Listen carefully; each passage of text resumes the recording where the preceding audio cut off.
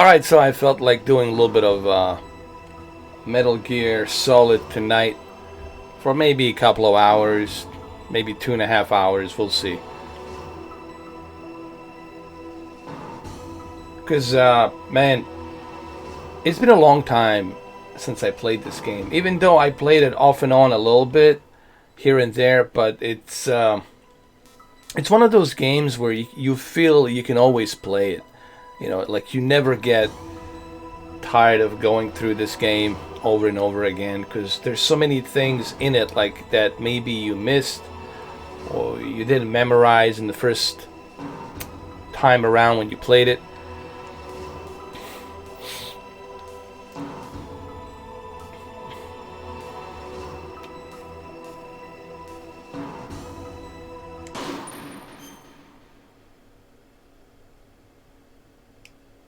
It's funny that it's asking you for a memory card slot, but there's no memory card slot.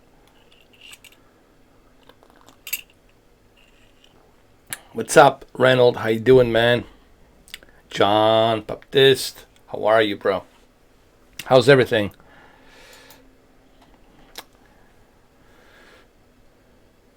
What's up? What's up?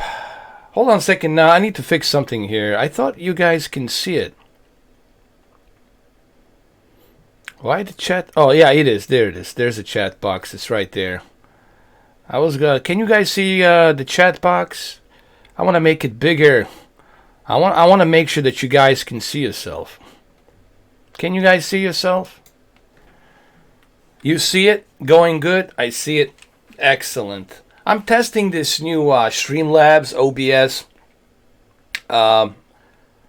Who it was, man? I think it was one big YouTuber out there, dude. I can't remember his name. He said to me, "Hey, brother, man, if you're serious," I said, "I'm not like hardcore serious about live streaming. I mainly do the television." But he goes like, "If you ever decide to stream more than you used to," he goes like, "Listen, it's free. Get yourself a Streamlabs OBS.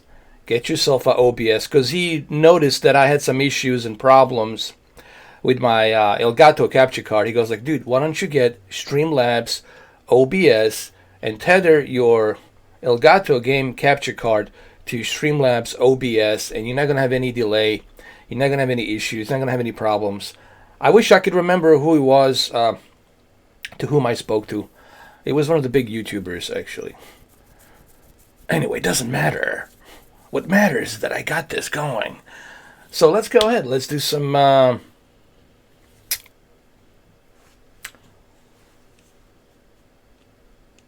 Metal Gear Solid Snake. I just want to make sure everything's running smooth. That's all I want to make sure. That you guys can see yourself. Alright, that's good. As long as you guys can see yourself, that's all that matters.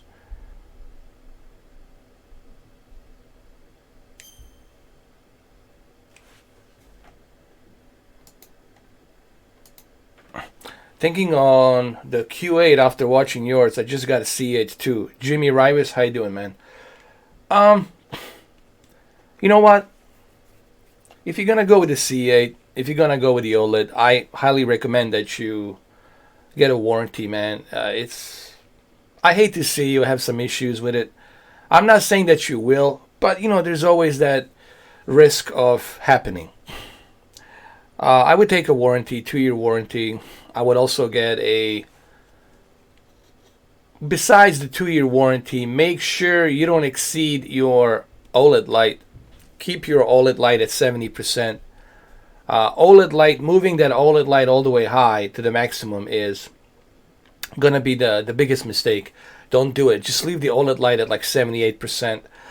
Don't push it all the way high, man. Because then, remember, OLED, it's not designed to be in the bright areas. OLED, it's designed to be in a very dim, dark areas in the room. Okay, if you're buying the OLED for the brightness, for the contrast, go with the QLED, go with the LCD, LED backlit. But that OLED light, keep it at 78%.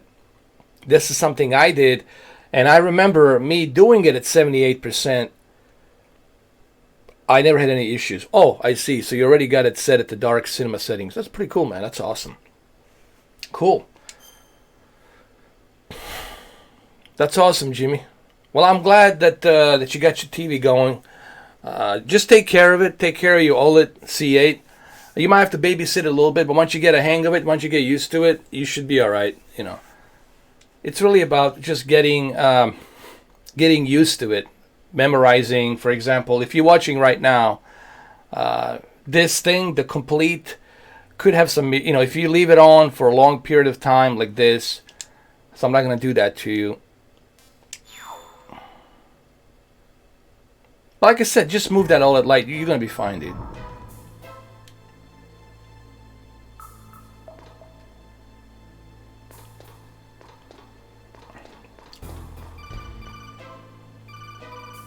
I forgot to save my game. What an idiot I was.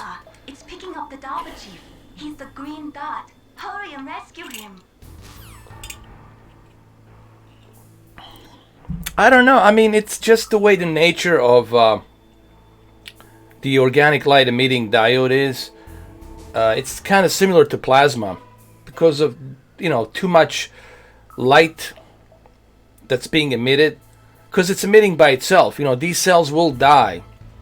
They will burn in because you are like emitting. If you're emitting too much OLED light, you have to remember OLED has no backlit, so everything's emitting by itself. So what you're basically doing when you're turning that OLED light high, that's what's causing all that burn in. Because people, they didn't educate themselves when they bought the OLED.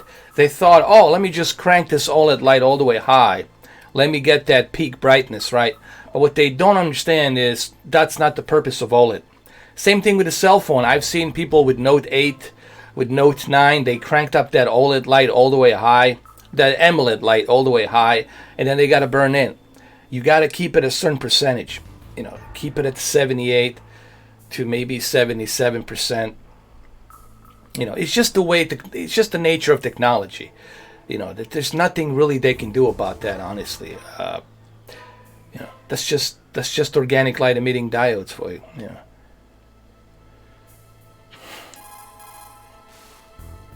Look at the radar. It's picking up the Darpa Chief. He's the green dot. Hurry and rescue him. Hey, what's up, man? How you doing? What's up, Derek? Yeah, Metal Gear. Hold on. Let me make you guys look a little bit bigger, man. I think you guys deserve to be a little bit bigger, dude. You guys deserve to be super big. Here we go. I'll do it.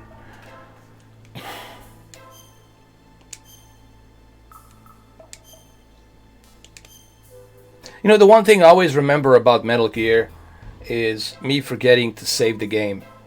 It's always the same thing, man. I always forget to save the game. Oh yeah, QLED, it's fantastic for gaming. If you're gonna buy that TV strictly for gaming, I tell you, go ahead, buy it, man. Don't worry, you will not be disappointed.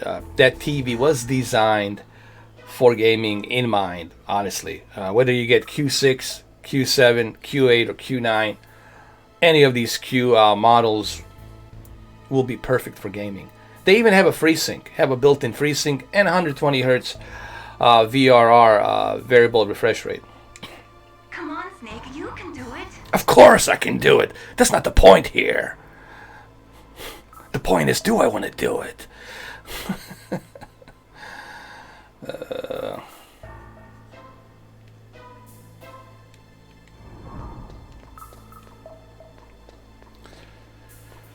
DARPA chief.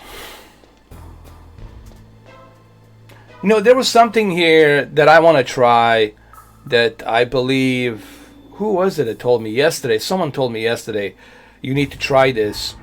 You need to go ahead and climb up to the ventilation, and when you see Meryl, go back and forth a couple of times, and then she'll start saying something. We're going to try that. All right, Colonel, stop calling me. I do know how to climb the damn ladder. Good. He's not calling anymore. I'm going to put him on a block. I will block the Colonel.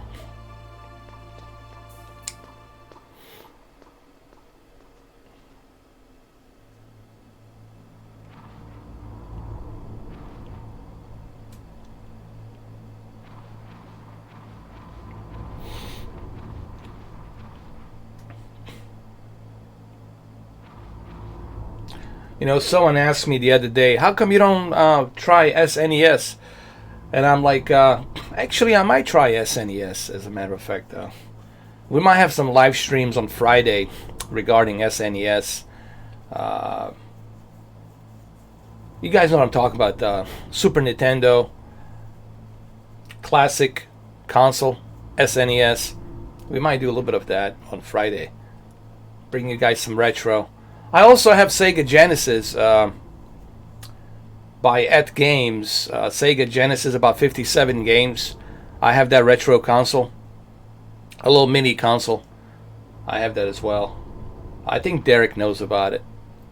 But I thought about maybe getting SNES, doing some SNES for you guys on Friday.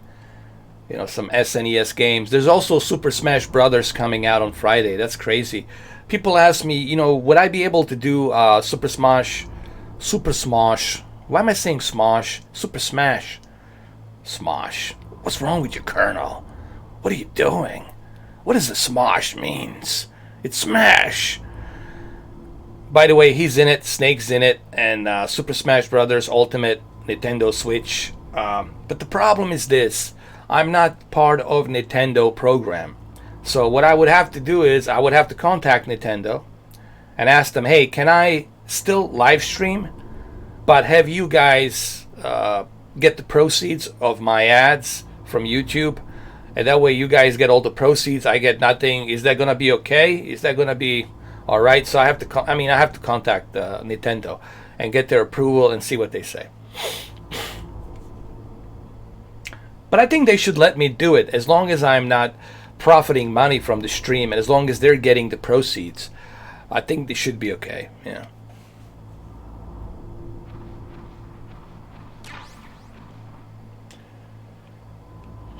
All right, I want to do this. I want to find Meryl. Let me see if she's down here. Hold on.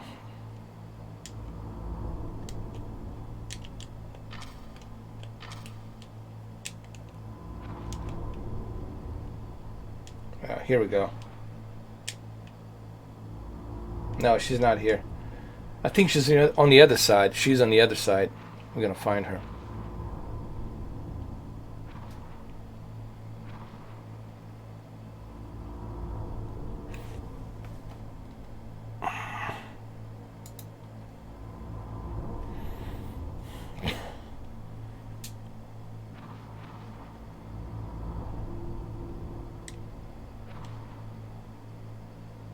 Oh, some guy sitting on the toilet. It's not a damn cold.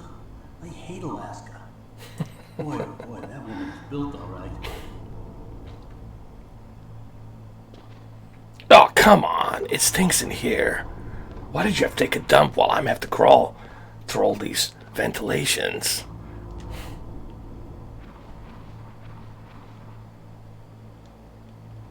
Yeah, man, I thought about doing that for you guys.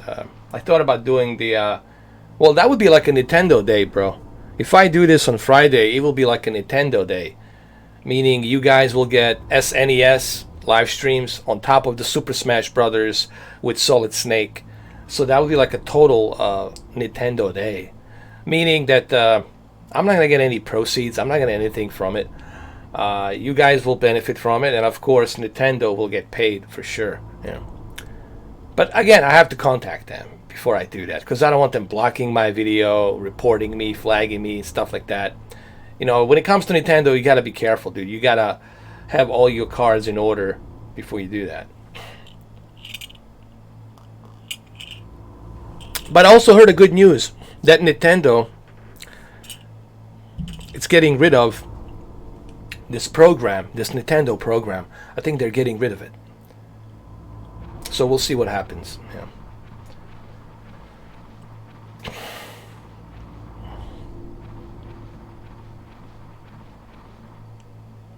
Yeah, by the way, if you guys want to get a SNES, they are in stock. You should be able to get one, dude.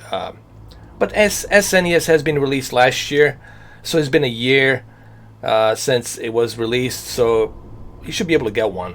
Like, it shouldn't be a problem.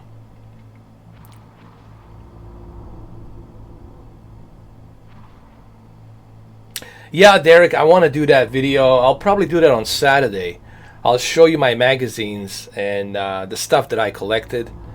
Magazines from PlayStation, Gamer Pro, Xbox,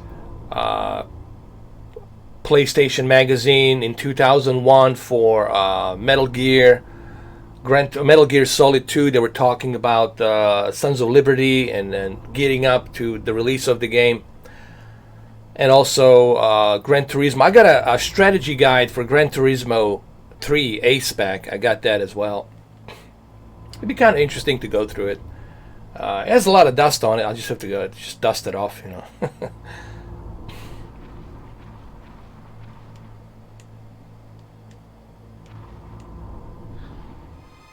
that a woman? Not me. Thanks, Derek. Appreciate it. So let's do this again. Hold on.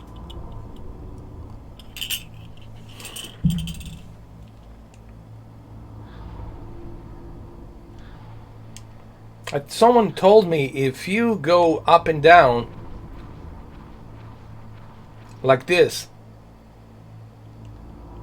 she will notice something.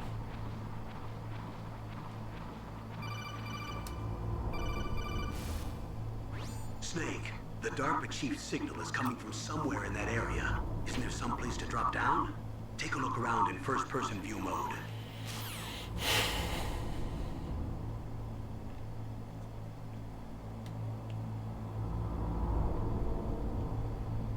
You know, after all these years, after how this game was released in 1998 September, right? What, 20 years? 21 years? 20 years? Even after two decades. Was it 2 decades? Was it, let me see, 98, 25 years, right?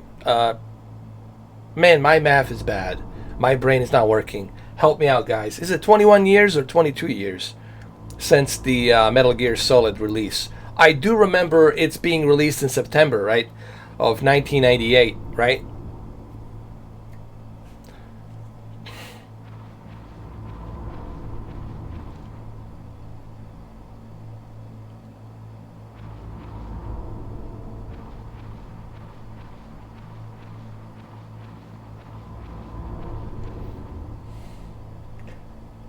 All right, let's look at her again. Hold on.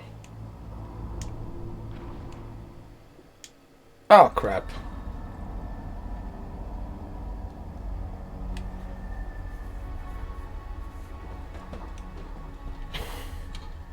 $20 years. So it was 20 years. Who's that?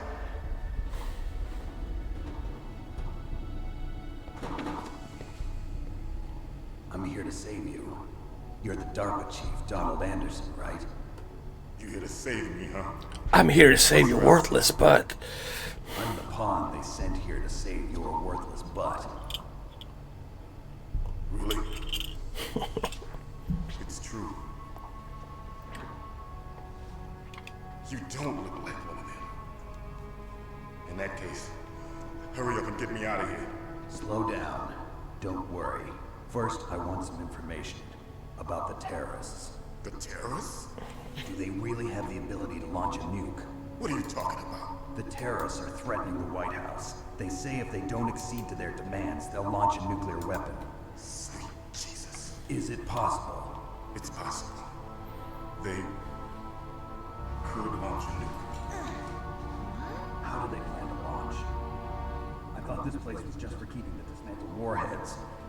They shouldn't have access to a missile. What I'm about to tell you is classified information. Okay? We're conducting exercises with a new type of experimental weapon. A weapon that will change the world. What? A weapon with the ability to launch a nuclear attack from any place on the face of the Earth. A nuclear-equipped walking battle tank.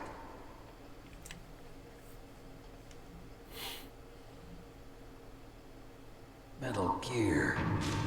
It can't be. You knew? You know what's interesting about Metal Gear and Hideo Kojima? It feels as if Hideo Kojima was privy to some information regarding, you know, the military-industrial complex, regarding the economy, regarding many different events that... I mean, when I think about it, this Metal Gear was way ahead of its time in terms, even Metal Gear Solid 2, Sons of Liberty. When you look at it, when you look at things that were predicted in that game, even though it's a fictional world, but stuff that was predicted in that game, and you look at it today, like the drones, and having these little robots running around without anybody inside of them controlling them. I mean, there's many different things and predictions inside the game that really it's kind of coming true right now. Like it's like almost as if Hideo Kojima was showing us the patents of all these different military equipments, and then what's going to be available in the future. It's almost like he was privy to the defense and all of these military contract patents that have been created. You know, like the one good example was drones. Like drones, they talked about drones and stuff like that in Metal Gear Solid 2: Sons of Liberty, and then drones right now they've been around for quite a long time now. So it's just like interesting to see that that Hideo Kojima was privy to a lot of this information. I don't know how he was privy to this information, but it seems that he was privy to a lot of information. That's right. Especially if you play Metal Gear Solid 3, Snake Eater. Oh my god, there's so much in that game that it's just like, dude, reeks of conspiracies and stuff like that. But some of the stuff that's on there, it's like really accurate. Psycho Mantis. One of the members of Foxhound. He has psychic powers. This is bad. It's just a matter of time before they get Baker's too. If they find out Baker's password. Yes, they'll be able to launch a nuke anytime. But there is a way to stop the launch. What? The card keys. Card keys? They were designed by Armstead, the system developers, as an emergency override. Even without the passwords, you can just insert the card keys and engage the safety lock. And if I do that? Yes. You can stop the launch. That card key.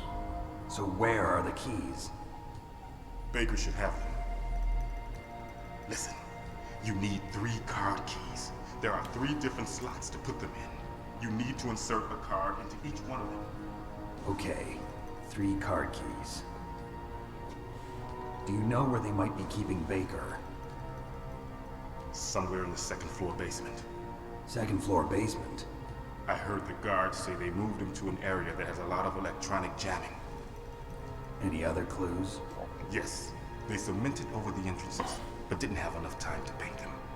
Why don't you look for the areas where the walls are a different color? Here, take this. It's my ID card. It'll open any level 1 security door. It's called a PAN card. It works together with your body's own electrical field. Personal area network, huh? It transmits data using the salts in your body as the transmission medium. As you approach the door's security devices, they'll read the data stored in the card. And the doors will open automatically. Gotcha. Okay, I'm gonna get you out of here. You know, it'd be really cool if they did a remake of this game and do like a director's cut or something. No. Use the brand new engine, I just said no.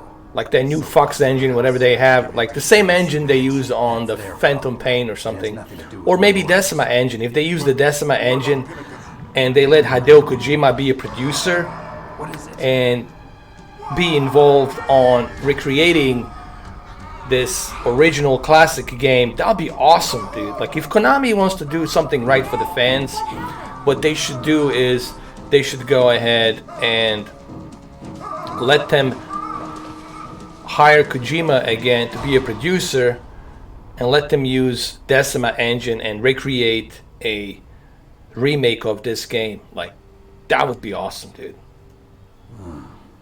Dead. Imagine it, 4K HDR, Decima engine. Oh my god. Naomi, the chief. What happened? You lied to me, Colonel. It looked like a heart attack. Why did you lie to me? Come on, Natasha. Colonel. Colonel. You're full of shit, Colonel. I knew it. Every day you just feeding me bullshit. This op is security level red.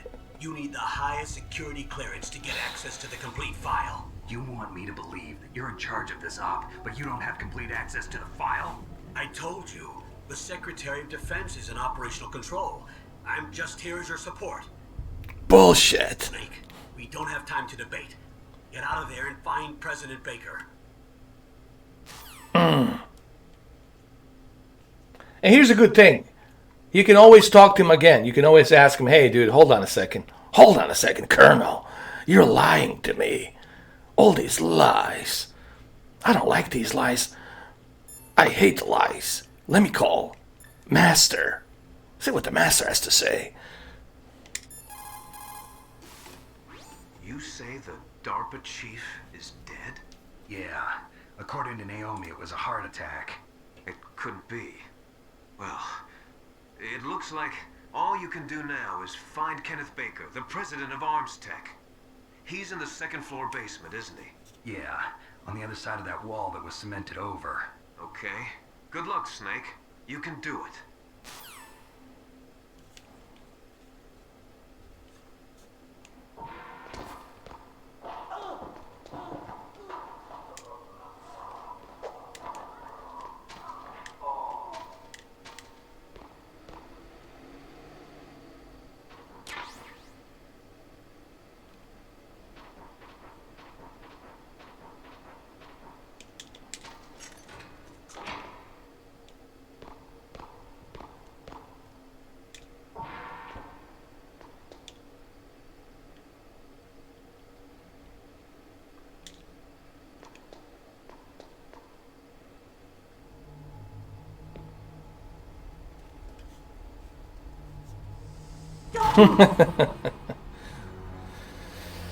All right, rookie, put down that pistol. So you killed the chief, you bastard. No, I meant to say put down your water gun. Liquid? No, you're not. Don't move. Is this the first time you ever pointed a gun at a person? Your hands are shaking. Can you shoot me, rookie? Careful, I'm no rookie. Liar. That nervous glance, that scared look in your eyes. They're rookie's eyes if I ever saw them. You've never shot a person, am I right? You talk too much. You haven't even taken the safety off, rookie. I told you I'm no rookie. You're not one of them, are you? I know, me too, Open man. that door. You've got a card, don't you? Why? So we can get the hell out of here. Looks like we'll be a little delayed. What are you doing? Don't think. Shoot! Here we go.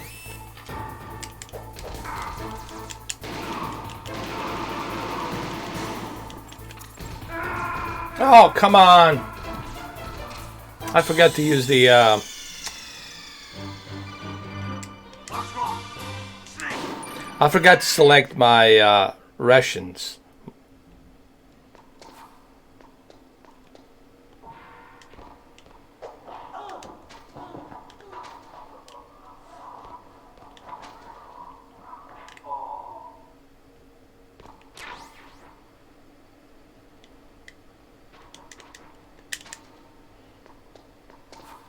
Alright, let's skip through this.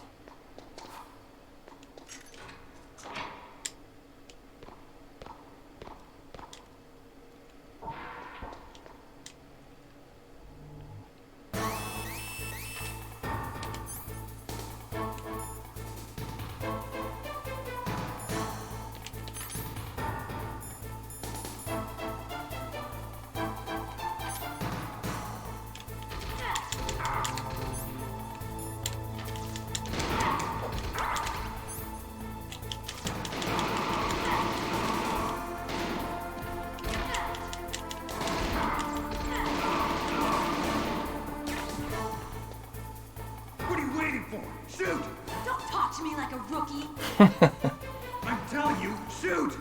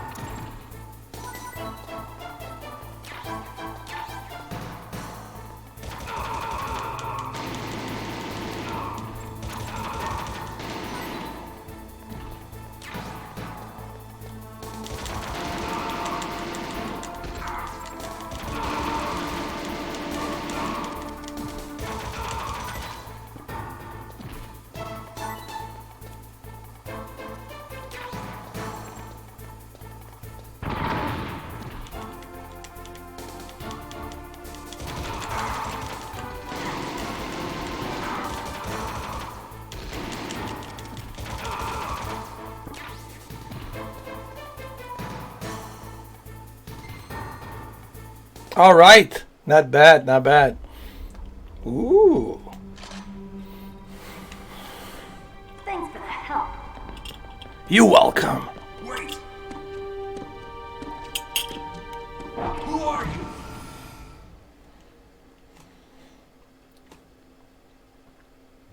You fool! You've killed him! I'm sorry, sir. His mental shielding was very strong. I could not dive into his mind. 'Cause he can. He can always do it.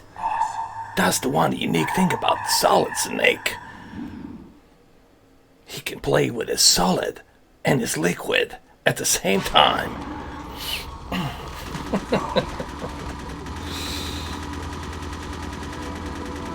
Oh my god, Meryl. What in the hell? Such a bootylicious soldier. No, Psychomantis. Stop screwing around. Just like that. This is bullshit. Psychomantis. You can't use this controller anymore. There's no rumble in it. Naomi, I just had some kind of hallucination. Is it from the nanomachines? No, Snake. The nanomachines are functioning properly. So what was it? It must have been psychometric interference coming from Psychomantis, Foxhound's psychic. Think of it as a mental feedback loop. So that was Mantis. Alright, let's ask some more questions. Hold on. Let's save the game. That's the rule number 1. What can I do for you, Snake? I want to save the game, damn it. And please, you chattering nanny, make it short. No more sentimental chattering, okay? No more philosophy. Just let me save the game. Alright?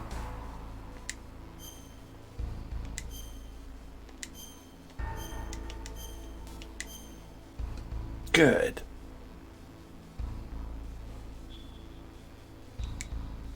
Snake, listen to what Lo Chi said. He who knows that enough is enough will always have enough. Just because you see an item doesn't mean that you always have to get it. If you don't really need it, think twice before you stick your neck out. Yeah, tell that to the fanboys. Alright? What is it, Snake? Good luck, Snake.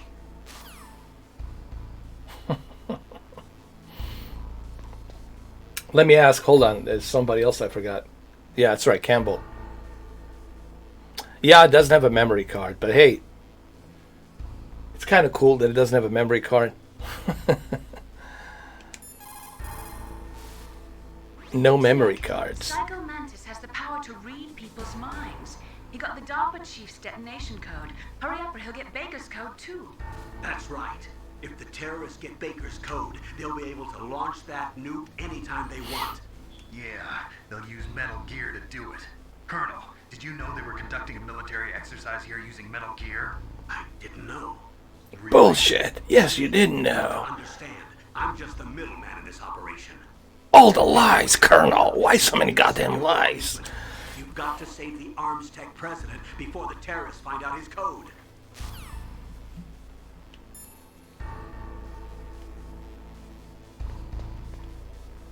Let's go to B2. Was it here? Now I have the cards. I can go.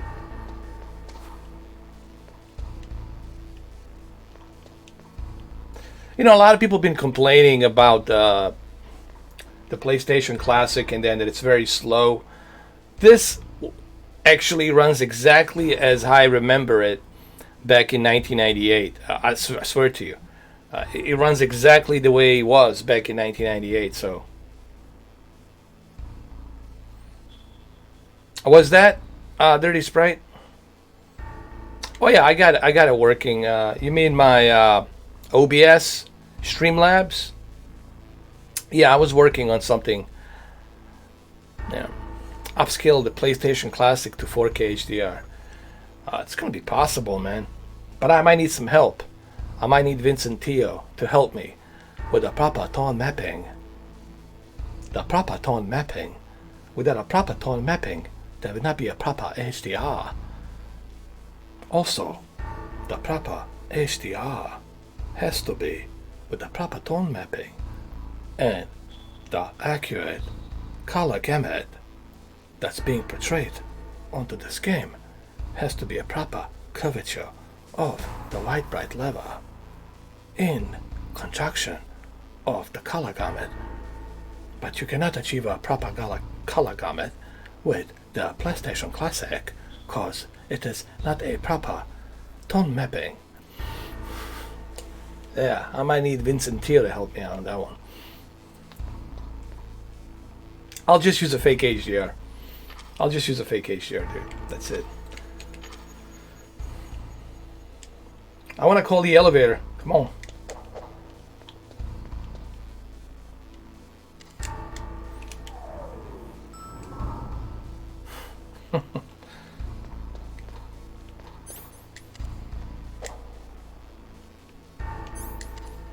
Oh, come on.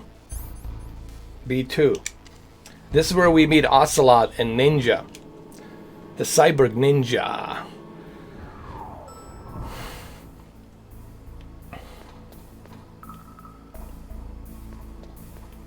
You gotta be careful here. If you're not careful, you can fall.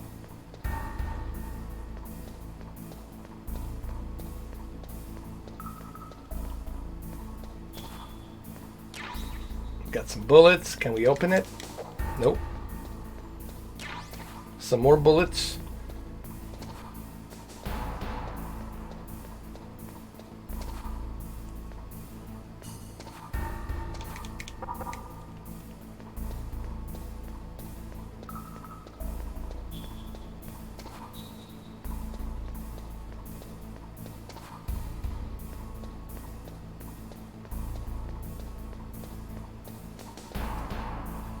Okay, the walls. We gotta check the walls.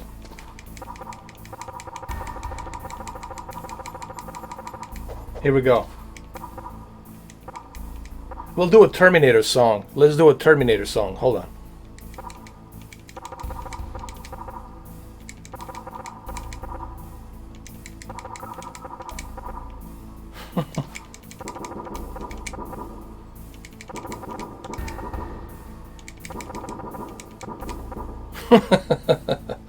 Alright, here we go. But wait a minute. I need some C4. Do I have it? No, I don't have any C4. Do I? Nope.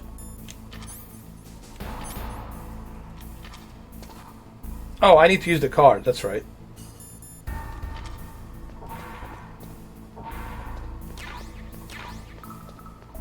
Okay, I got a grenade.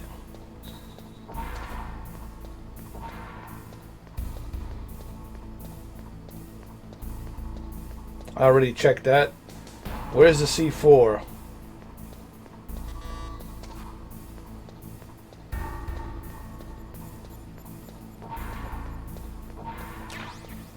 There we go, C4.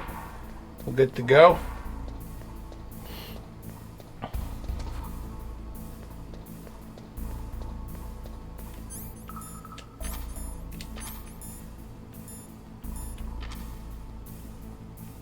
Here we go. Blow it up.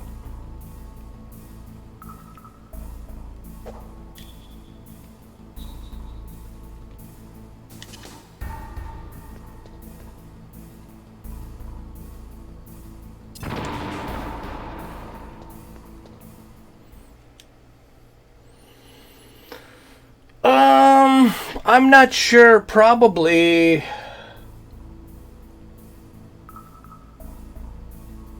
I'd say probably 52, 53.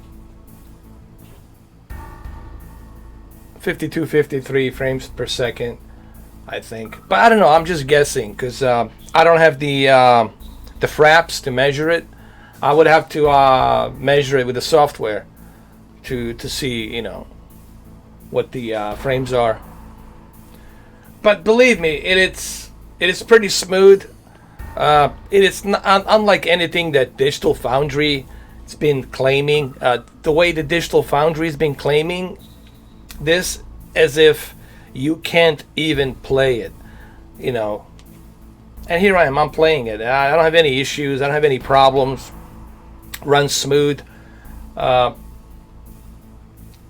don't know. I just felt their review was a bit unfair. Look, you can have an argument and you can disagree, and you can say, okay, they weren't advertising this mini console for hardcore PlayStation fans because there's a lot of stuff missing here. There's so many other cool games missing. The fact that they didn't include the power adapter, you can argue that. You can also argue the fact that maybe user interface could have been better with the better borders. They could have done something like SNES did, put some cool borders next to the 4:3 ratio screen. All of these things you can complain about. But to say that it's running unplayable and it's slowing down and the audio it's slowing down, that's misleading because that's not true. Yes, it's running in PAL European version 50 hertz, but hey, as you can see, it's working. There's no issues.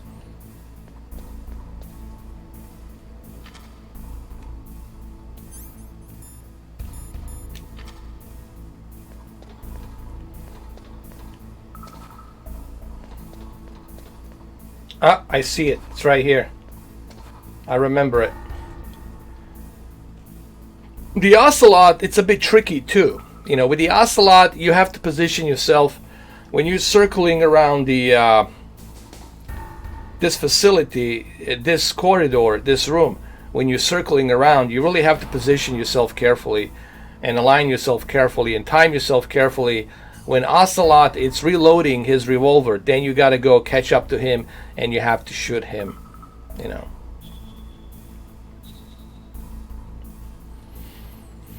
Did I like your sunglasses? Dude, I cannot see your sunglasses.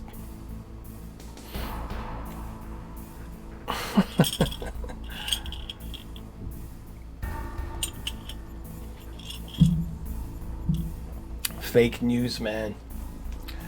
No, it's more like a fake. It's misleading, dude. It's what it is, bro. It's misleading.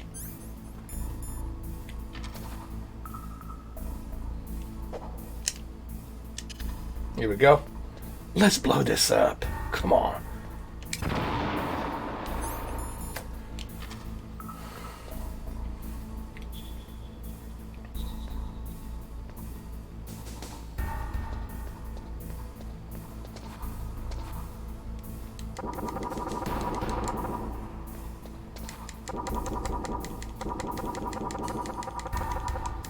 I think it's here. I think it's here. Hold on.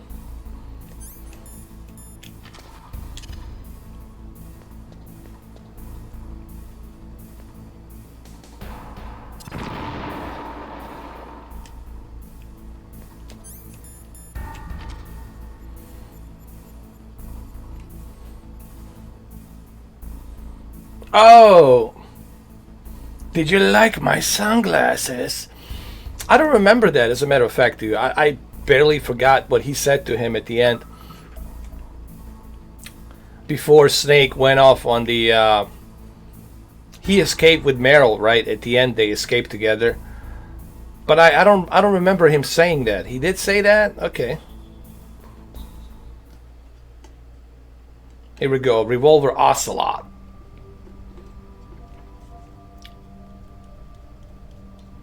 Am I too late?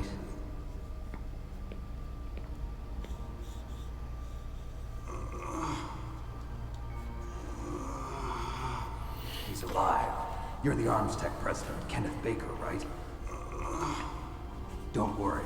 I'm here to save you. I meant to say I'm here to save your worthless butt. C4. What's up, Luke? How you doing, man? How's your OLED working?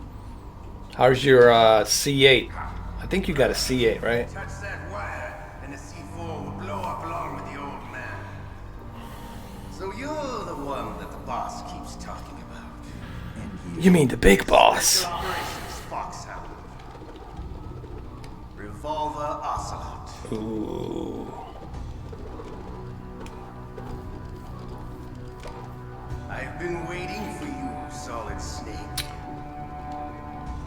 Yeah, like I said, just keep the OLED light at 78% and you should be good. You know, This is the greatest handgun. the one mistake a lot of people made with their OLEDs is they moved the OLED light all the way to 100. Remember, there's no backlit there. Everything it's emitting by itself. All of these microscopic little tiny diodes, they're all emitting by itself. So therefore, you want to make sure you keep that OLED light to 78%. Oh my god, here we go. Hiding won't help you. I understand the bullet you see. I make them go where I want.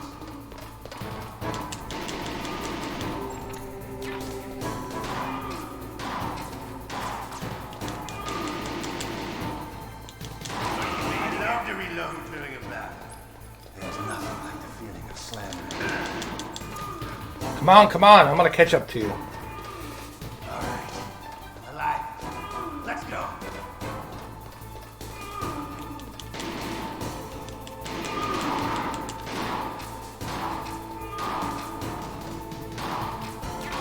You better hurry up. The old man's not gonna last too long.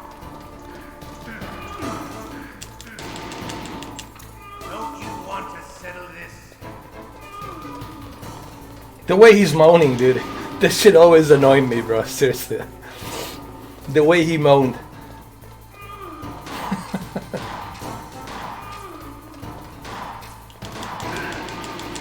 I love the smell of corn. You know, that sulfury smell.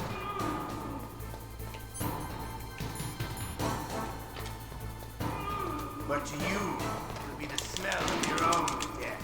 Oh, come on.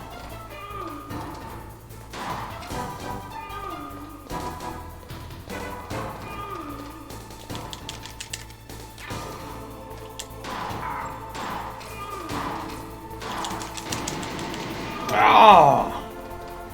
Wait a minute.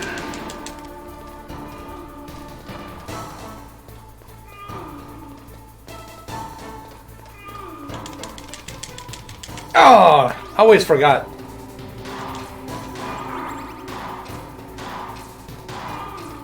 Wait a minute.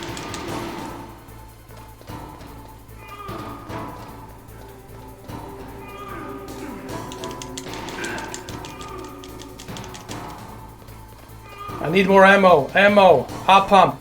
Ammo, god damn it.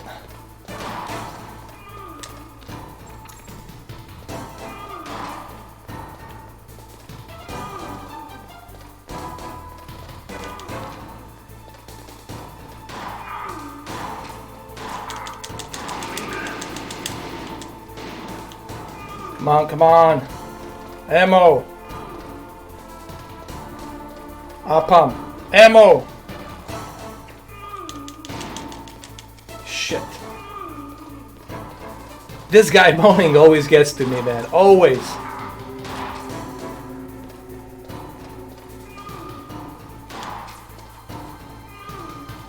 Wait a minute.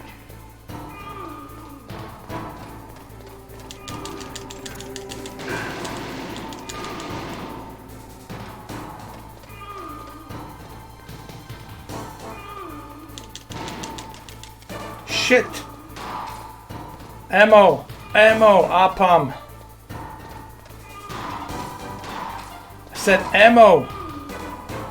God damn it. Apam. Ammo. Ammo. There we go. Hurry. Wait a minute. Yes. You're pretty good.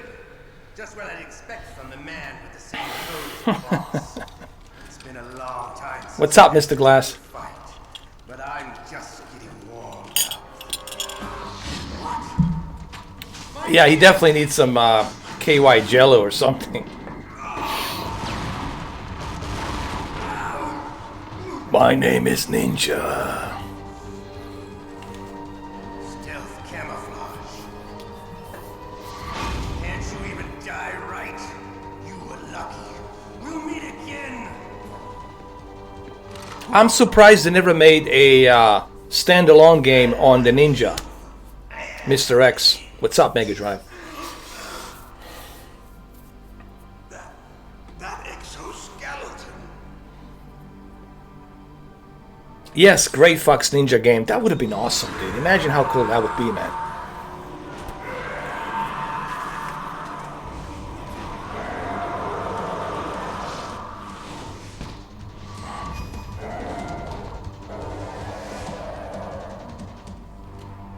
Who the hell?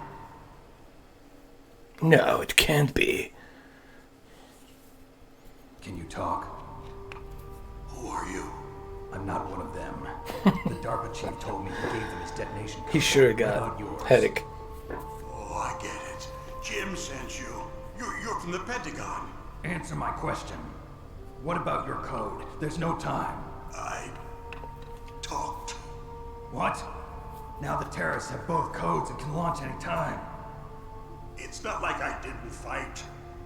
I managed to resist Psycho Mattis's mind probe. He couldn't read you?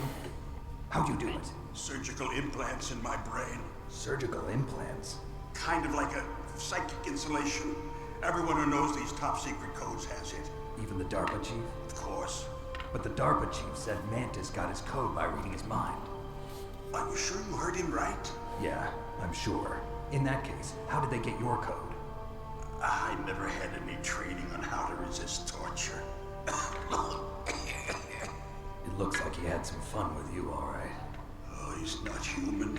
I tell you, he loved every second of it. Mega Drive, yeah, I would love to see a Decima engine, Looks like you're 4K, native 4K HDR, 60 FPS. I would love to see that, man. That would be like a perfect PlayStation 5 launch game. dead. Oh yeah, I definitely buy it, dude. Pre-order that shit immediately. What you promised, Jim? Now you want to shut me up now? Then Konami rehires Hideo Kojima to be a producer for that game with his team. That would be awesome, dude. You had a heart attack. Then they make everybody do a voiceover again. They call all these actors to do the voiceover again. That would be awesome. Boys are totally insane. They wouldn't hesitate to launch. I agree. But what do they really want? Oh, who knows? Maybe they're like us in the arms industry, always looking forward to the next good war. Well, I'm not gonna let these maniacs start a war today. You still have the card keys? Car keys? To override the detonation code. I heard you had them. No. You know, this whole sequence was about Hideo Not the Kojima terrorists. giving us a little glimpse of military-industrial complex and how that works. So if you pay attention, if you listen to this conversation, that's exactly what it is. It's Hideo Kojima having some preview information to military-industrial complex and where it's headed in the future. Colonel's niece. I gave her the key. Looks like she managed to break out of here, though.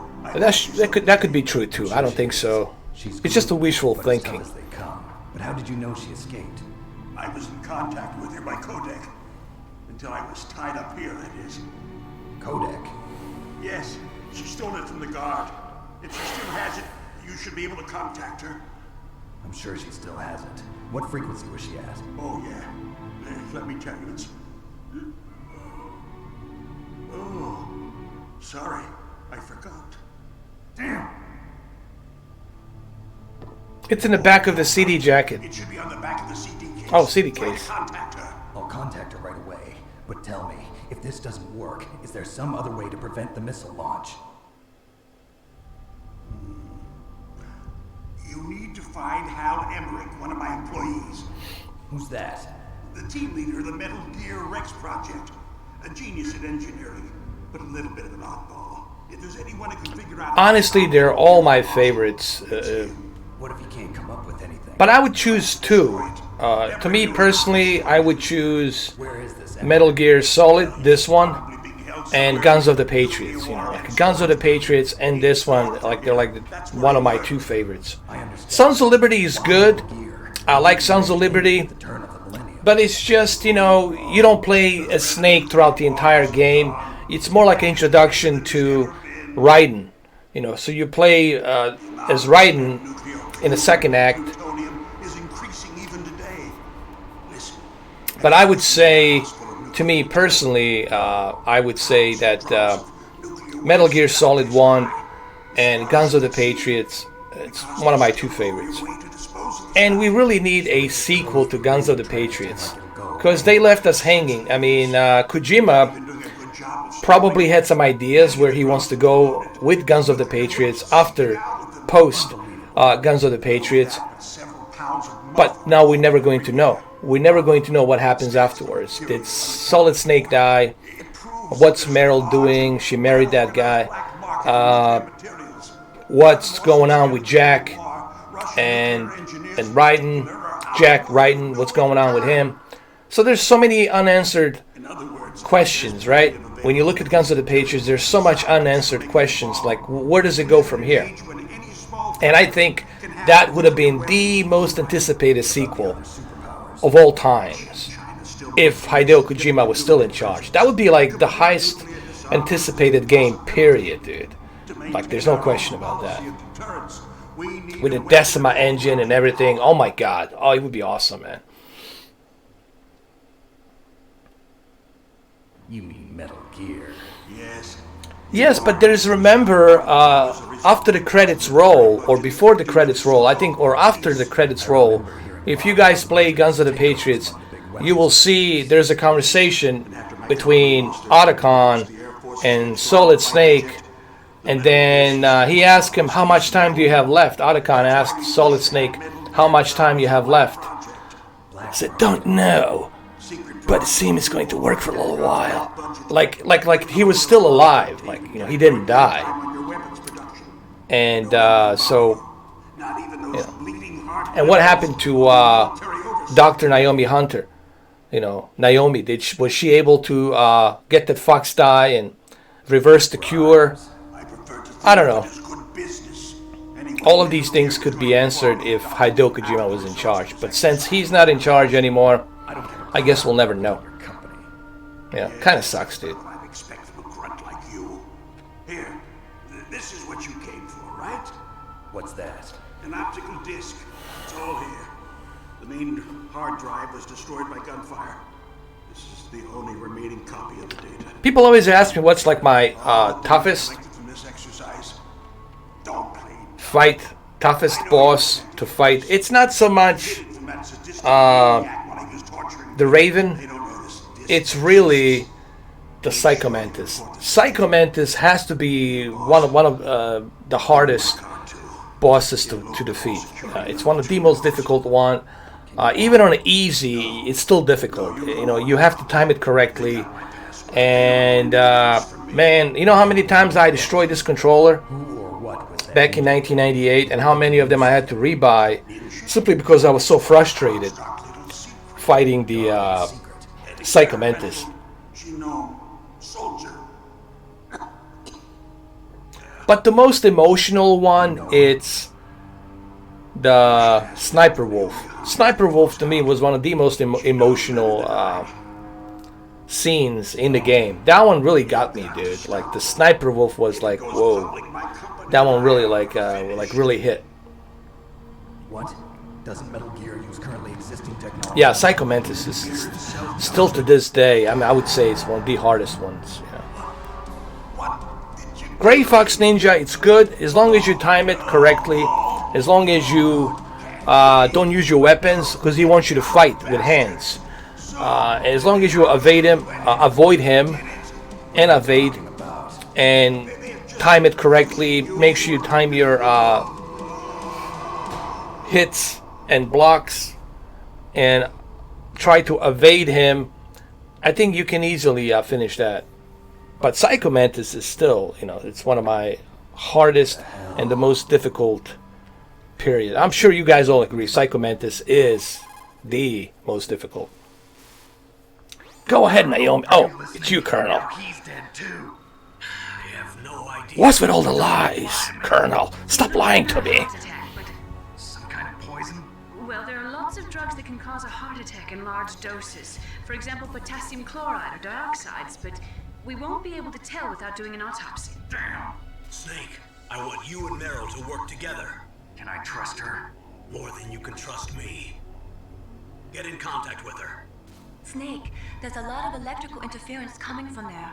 It should be okay if you do burst transmission like us, but normal transmission is probably impossible. Try moving away from that area. Snake, get a hold of yourself. Naomi, what the hell was that ninja thing? Member of Foxhound? No. Are you sure? Yes, we have no one like that in our unit. Is that right? Snake, I'm counting on you. Now I have to call Meryl. I think it's 1:35. Yes, that's true. The vamp was in the Sons of Liberty. But the thing is, I hated that guy, that vamp dude.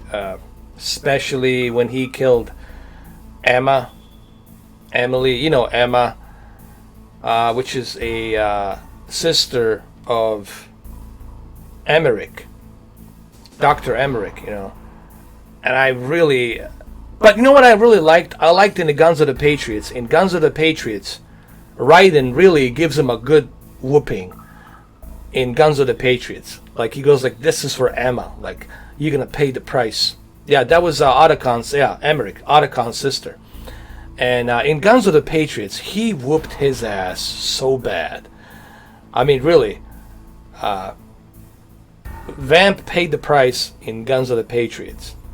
Raiden's like, I remember you, you motherfucker. You're going down.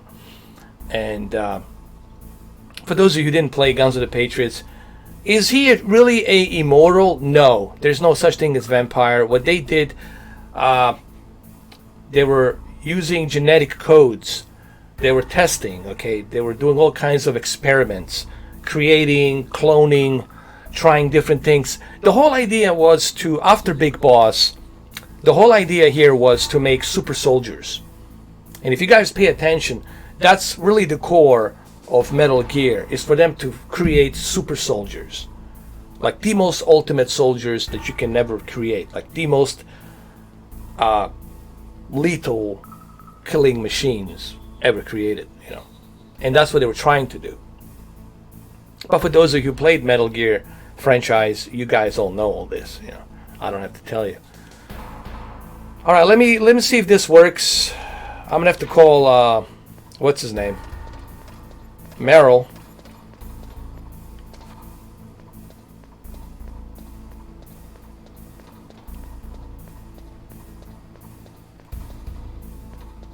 We should be okay here. I think it's 1:35. If I remember correctly, it's 1:35. All right, where she is. I think it's 1:35.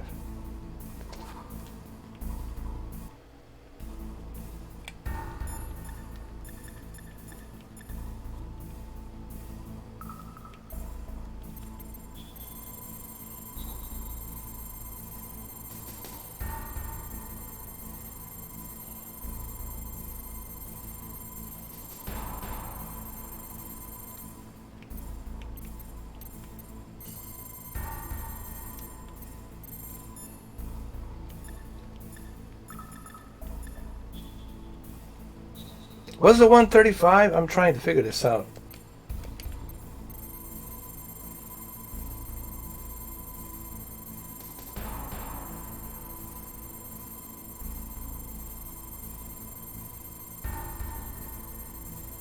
Well, that's interesting.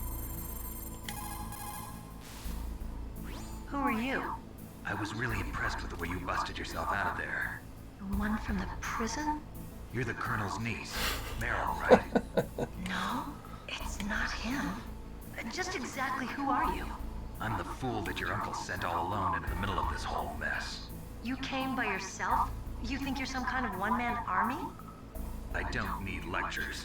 You're just like your uncle, you know? How do you know my uncle? We go way back. What's your name? My name's not important. Aha. Could you... Dude, I still remember. So it's not 1:35, it's 1:40:15. The legendary Solid Snake? You? Sorry about before. I wasn't sure if you were one of the good guys. But I knew you were. How? It's your eyes. My eyes. They're not soldiers' eyes. And they're rookie's eyes, right? No, they're beautiful, compassionate eyes. How just what I'd expect from the legendary Solid Snake. I mean, I love it so far, honestly. It's not tailored for everyone, but I like it. You know, I like these little classic editions. You can take them with you. Like I said, if you're traveling somewhere and there's no internet access, or you can hook up to the internet or whatever. Let's say you're somewhere out there and you don't want to carry all this gear with you, and you just want to chill out, relax, play some games. This thing, you just need a television, a monitor, electricity, and you're good to go. And you can plug in and play anytime you want. I think there's a value here, you know.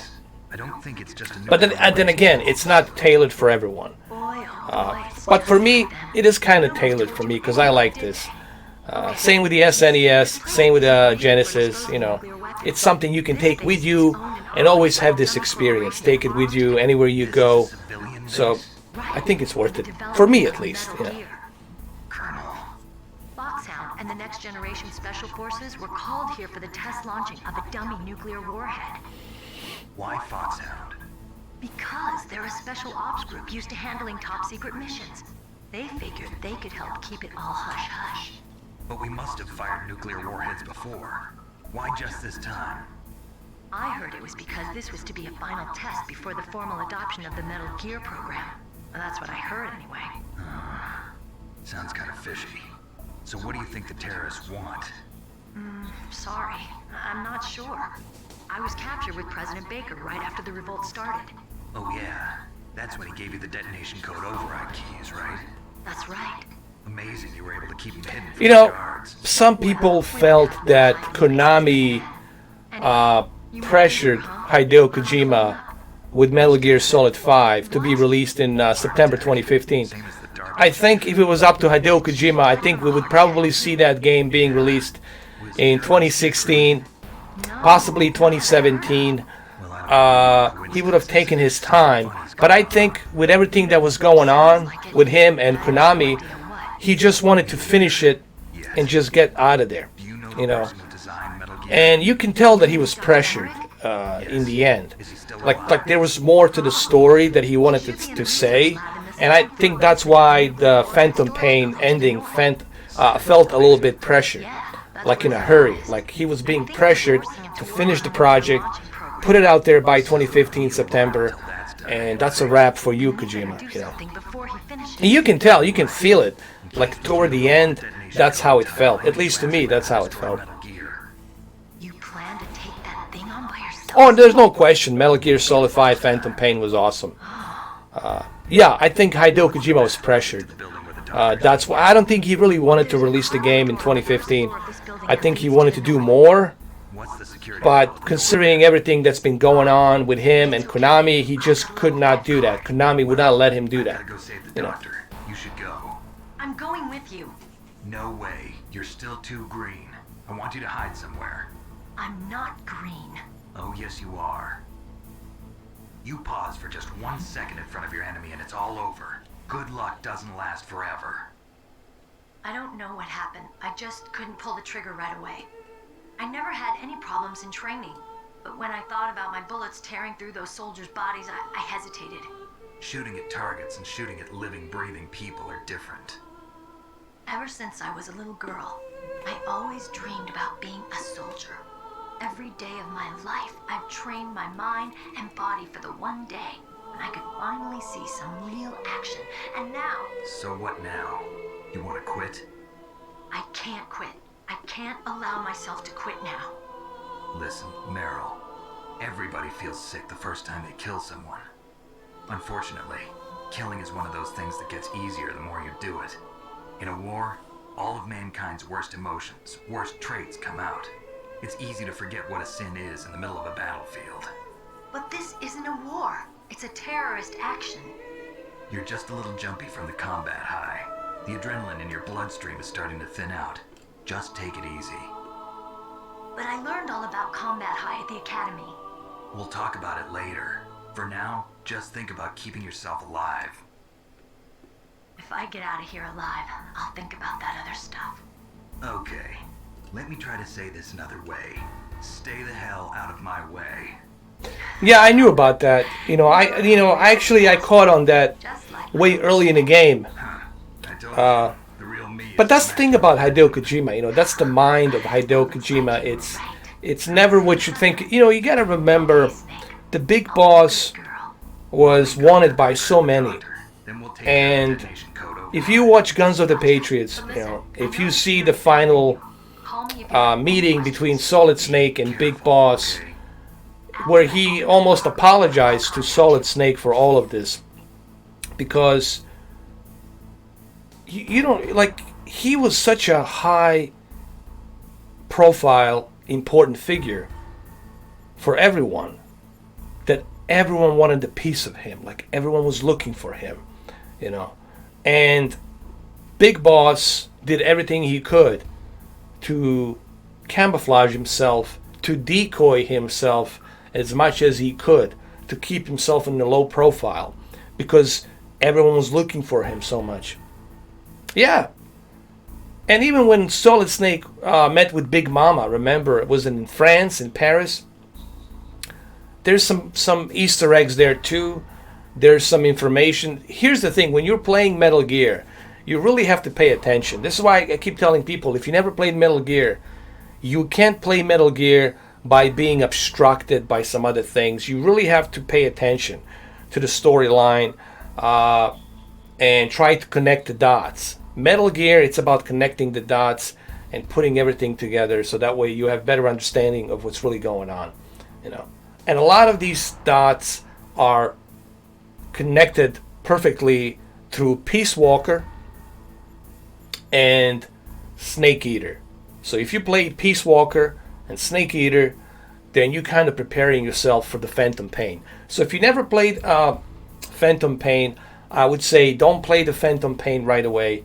Play the Peace Walker, finish the Peace Walker, then play the Snake Eater, finish the Snake Eater, and then jump into Phantom Pain. So that way you have better understanding on to some clues and idea that Hideo Kojima has left. And just imagine how complex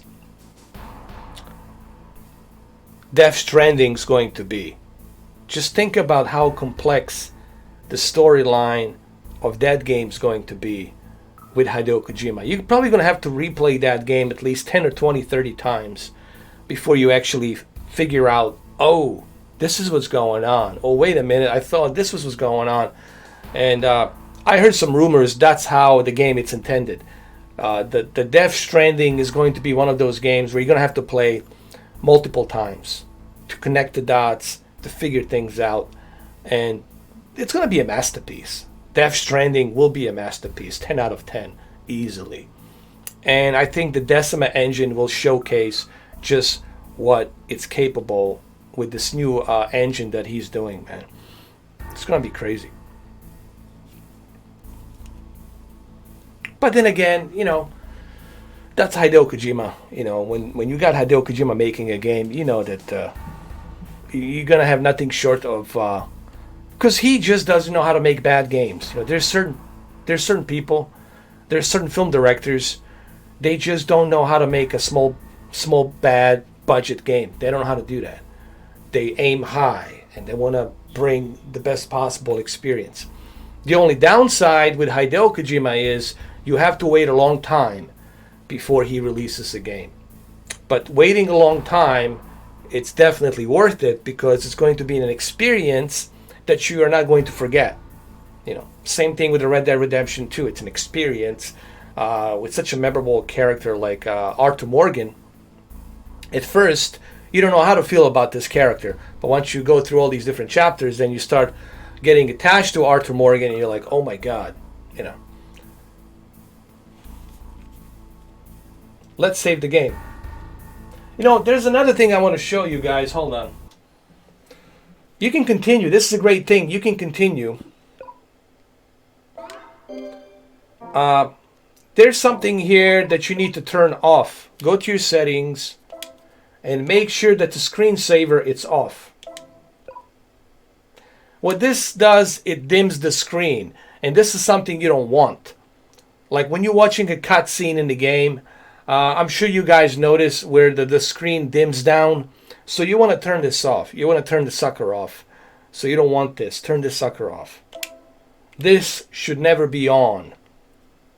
This is something that's useful if you have an OLED and maybe you have a phone call or something you need to run up to. But this is really annoying.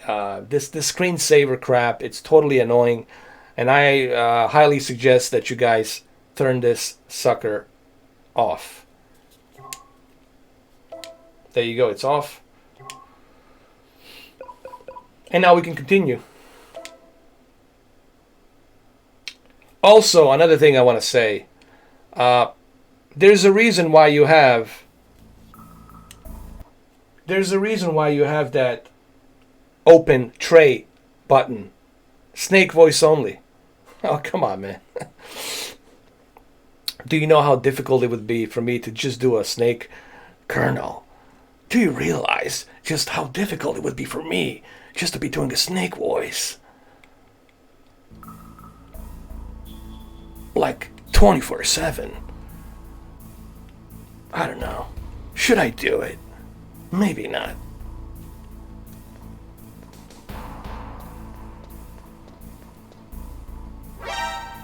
Damn! Ah, come on!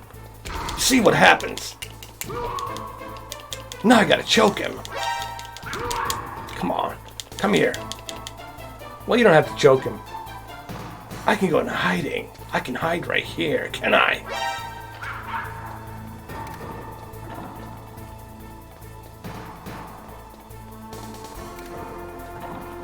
Hide and seek. Come on. I'm right here.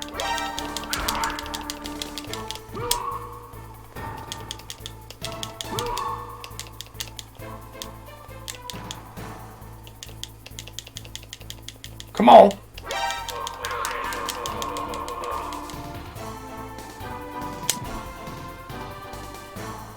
He's gone. There he goes. I only have 1 out of 2 rations. This is not good.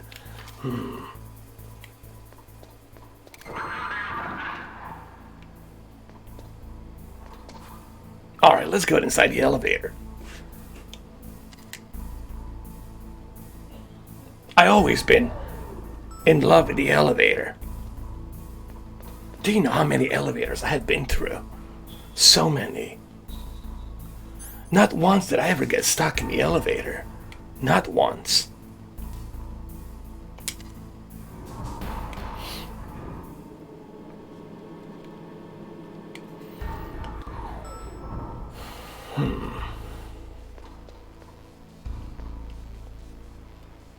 Wait a minute. I see something over here. What is this? Autogon. I think I found something. It's a fire extinguisher. It looks very pixelated.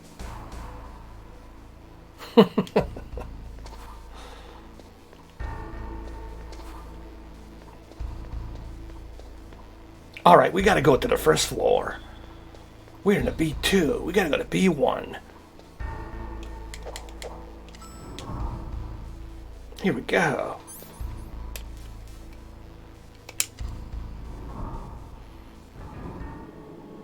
What's up? ND and MTW6. Ah, shit. Here we go. Snake, I unlocked the cargo door for you. Yeah, I know. I know. You said that before. I can see ya. Don't move around too much. Don't worry. I'm disguised in this enemy uniform. You're not ready for You this. won't be for long with the way you walk. What does that mean? Nothing. Listen, Snake. The cargo door is like an airlock. It's equipped with infrared sensors. Be careful. If an intruder is sensed, gas is released. Gas? Okay, so we'll meet at the nuclear warhead storage building. Wait, you said you'd stay put and be a good girl. I changed my mind. Get careless. That's when things always turn sour. Sorry, but this is the only way I can figure out whether or not I'm cut out to be a soldier. I gotta get my hands dirty. These guys are professionals. You're gonna get yourself killed. See you there. Damn it. Now I have to use my cigarettes. Remember, there's lasers here. Gotta use my cigarettes. I know, Mega Drive. That's because I like Red Dead Redemption 2. And I like Rockstar as much as I like Kojima Production. But, you know, a lot of these YouTubers out there, they're only doing stuff for the clickbait. Remember, everything's in a capital letter. They need a controversy. Remember, that's their main reason to being on a YouTube. It's to make money.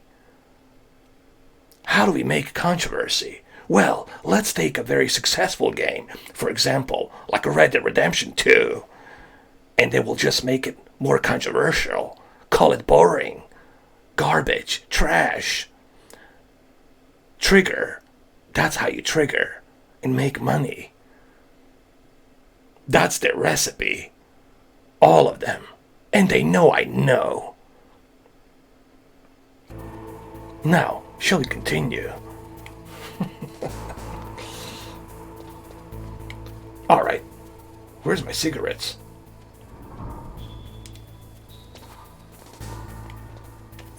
First thing first.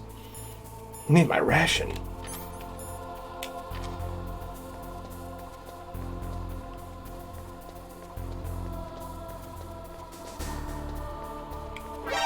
Oh shit!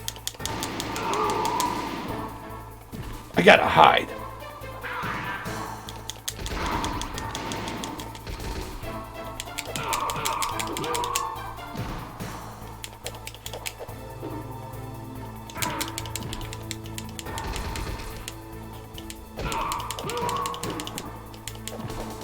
I'm gonna choke him.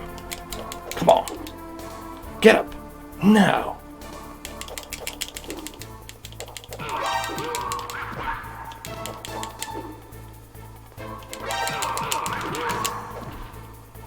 Will you just die?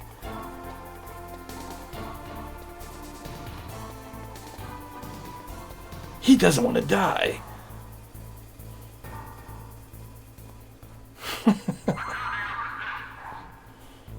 Yeah, go back to your toilet. That's right. Go take a dump. You're lucky I don't choke you. Here we go.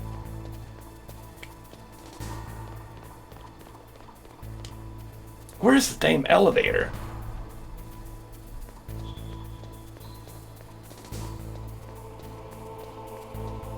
Oh, there it is.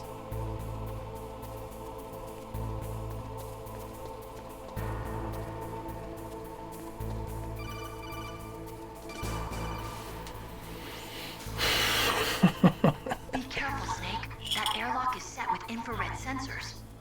You probably can't see them with your naked eyes, but there are infrared beams coming out of that wall. This is why I'm having my cigarettes with me all the time in my pocket. Somehow you've got to get through without setting off those sensors.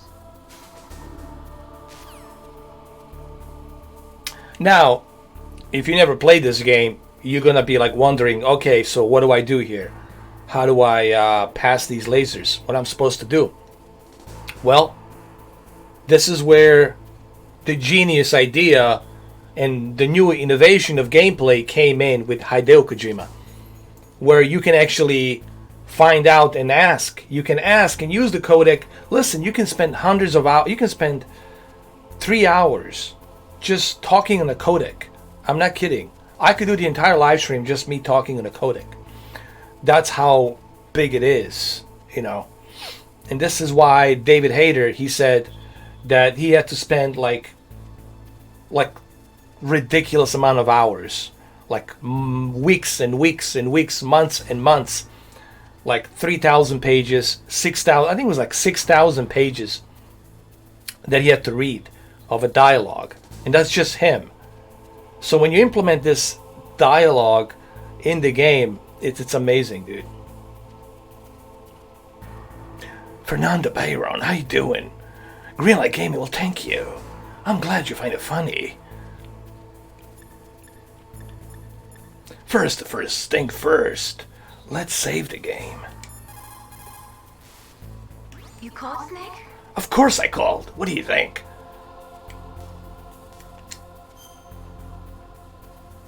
And do me a favor, chattering nanny. No more chit-chat. Alright?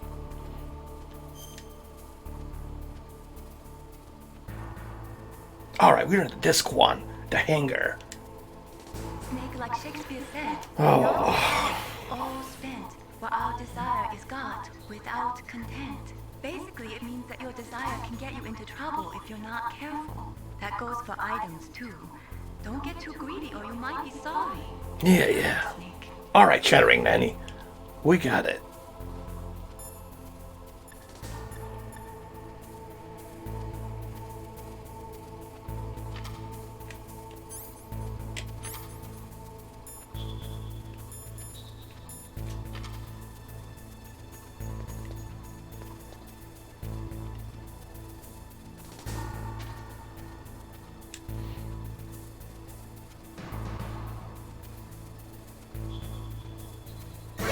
Oh, crap. I went in too quick, too fast.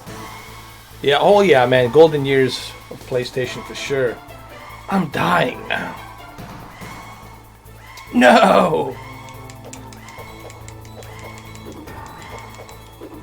I'm gonna die like a gentleman. Like, this was the game that got me into PlayStation, honestly. Thank you, Night Scorpion, man. I appreciate it. Well, I'm glad that you're enjoying your Q7. Q7 is great for gaming, you know. I would recommend, if you love gaming, go with the Q6 or Q7. But you'll just have to deal with the edgelit. You know, the edgelit, it's something you'll just have to be prepared. You'll have to take it for what it is. You know, the edgelit is edgelit, you know. But it really doesn't bother me that much because you're always watching it from the center. You're not watching it from the left. You're not watching it from the right. So it's going to be you gaming it, right? You're going to be the one sitting in the center. You're going to be gaming on that TV. So get a smaller one. Get a 55 inch Q7 or Q6. I think they have 50 inch Q7, Q6. It's a much better uniformity. I think it's better.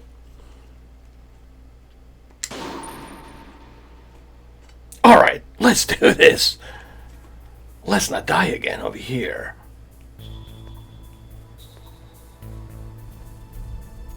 By the way, did you know the Solid Snake, it's in the Super Smash Bros. Ultimate? How cool is that? I know, I gotta use my cigarette. Stop calling.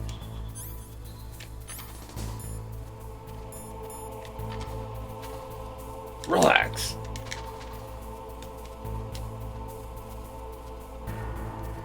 I'm putting you in ignore.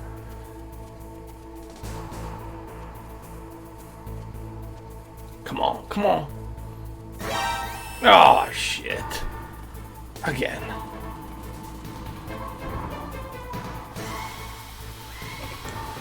I gotta time it correctly, though. It's been a while, man, since I played this.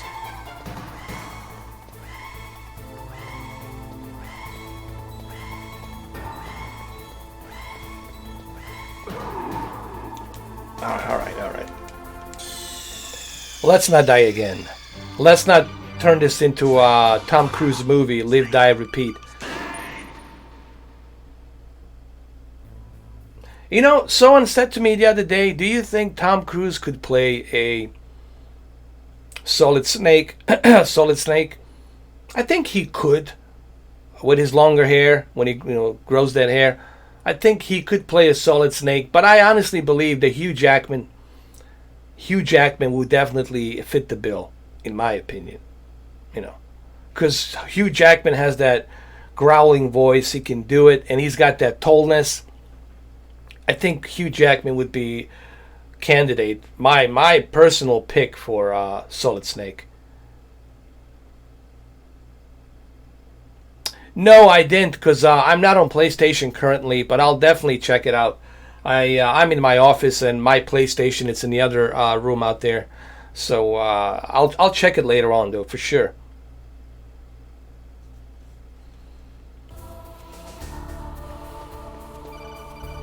All right, let's use a cigarette. No. The place is protected by infrared sensors. It looks. Where's my cigarettes?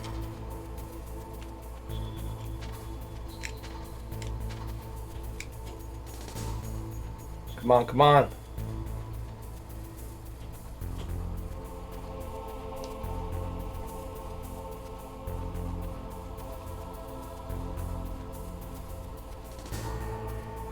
You got this, bro. You got this. Come on, come on.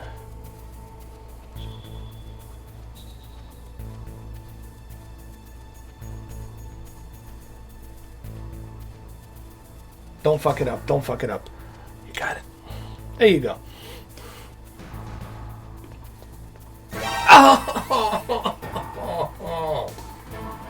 Oh, Lord. I went too quick, too fast. Ah, Lord. Lord Dickens. I can't believe this crap. I was so close, man. I was like this close. And I hit the button by accident with the D-pad to go down. Unbelievable. Snake! Snake! How many times I heard this? Snake!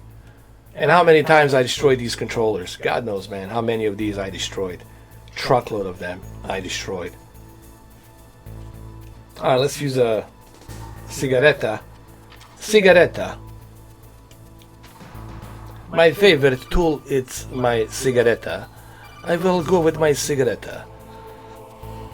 Here we go.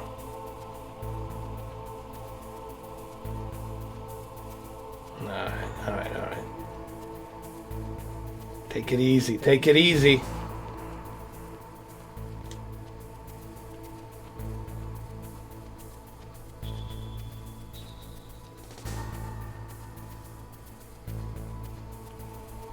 Okay? You got this. You got it. You got it.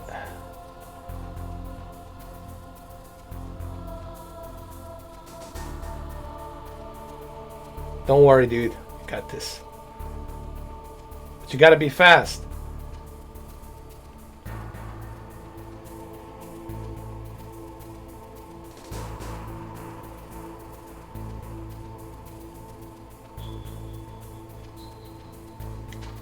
You did it, my friend. You did it.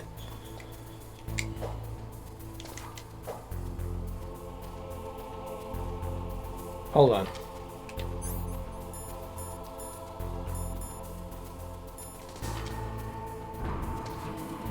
Yes.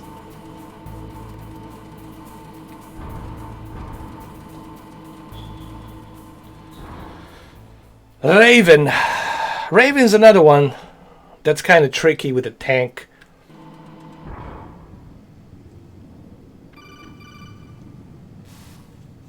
Snake, be careful. There are claymore mines around there. Use a mine detector. Who are you? Just call me Deep Throat. Deep Throat? The informant from the Watergate scandal? Never mind about that. You're not using burst transmission. Are you nearby? Listen, there's a tank in front of your position waiting to ambush you. Who are you anyway? One of your fans. Cool. All right. Night Scorpion. I love the PlayStation VR.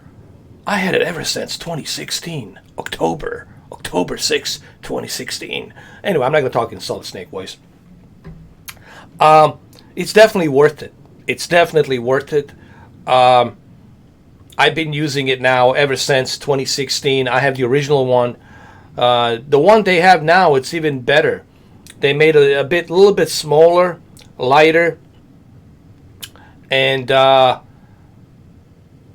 it has HDR pass-through, so you don't have to unplug and plug in your HDMI. You can, once you connect it to your PlayStation 4 Pro, you'll never have to disconnect your PlayStation VR, and that's the cool thing about the new PlayStation VR. Okay, the old one that I have to turn off the HDR and then turn it back on to watch the HDR. I have to unplug the HDMI, plug it back in. There's too much pain in the neck with the original PlayStation VR. The newest PlayStation VR, the update version of the PlayStation VR is much better. Even I thought about maybe trading this one and getting the new PlayStation VR, simply because I don't want to go back and forth, and plugging it back in. But lucky for me, I have a lot of TVs, so I can dedicate PlayStation VR just for one TV and then one console. So it's worth it. They have some good deals. I would go with the one that has a VR, Hot VR. What was it called? Super Hot VR game. It's a first-person shooter game. And then there's a Astrobot Rescue Mission. It's pretty cool. I think Astrobot Rescue Mission, you should go with that game. I think that would be your first experience. Because Astrobots, you can see this controller, the way you're moving it and everything. I think PlayStation VR Astrobots Rescue Mission is probably the coolest PlayStation VR experience. And if I am not mistaken, they do have it bundled up with a PlayStation VR for like $300. I think they might drop it down to $250 again, probably once we get near Christmas, probably a couple of weeks from now, something like that. So it's worth it, man. I've done truckload of videos on PlayStation VR, and I have nothing bad to say about it, man. There's a lot of cool experiences. Resident Evil is another experience you need to try out if you have a stomach for it. Gran Turismo Sport, it's another one. Drive Club VR, it's also another one. Dirt Rally, it's pretty awesome. If you have a racing wheel as well, you got what was the other one? Firewall Zero. It's like Rainbow Six, but with VR. And if you buy the aim controller, that aim controller is just perfect, man. So yeah, man, it's definitely worth it, in my opinion. I think it's worth it. I've been using it. Excuse me, I've been using it, and have nothing bad to say about it. You know, it's definitely worth it.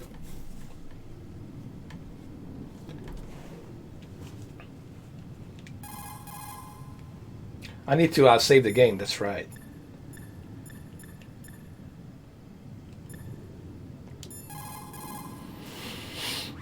Mainly, how can someone outside of this operation cut into my codec? You're talking about that guy calling himself Deep Throat. We were monitoring from here. What about it? Well, if somebody knows your frequency, they can call you. But the question is, how did he learn it? It's top secret information. Can you tell me where he called from? I'm sorry. The signal is too weak to locate its source. But I'm sure he's near you. Somewhere on the base.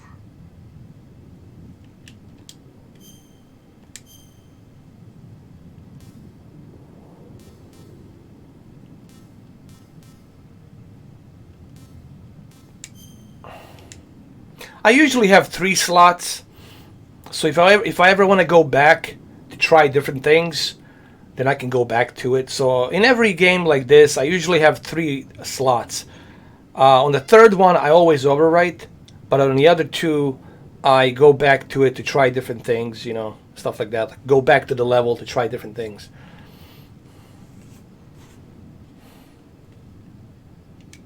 Be careful, Snake. You told me that before. I'm always careful. You should know that. I'm the most careful snake in the grass. By the way, this is my racing wheel. What I'm just like using right now, it's a racing wheel. In case you guys are wondering, like he says, is it a racing wheel? Yes, it's a racing wheel. It's right here, dude. There it is. There it is, man. See, it's a racing wheel. There it is. So you know I'm using a racing wheel.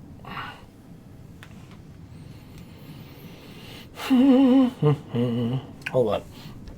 Let me adjust my camera a little bit. Like that. There we go. That's better. That's better, Colonel.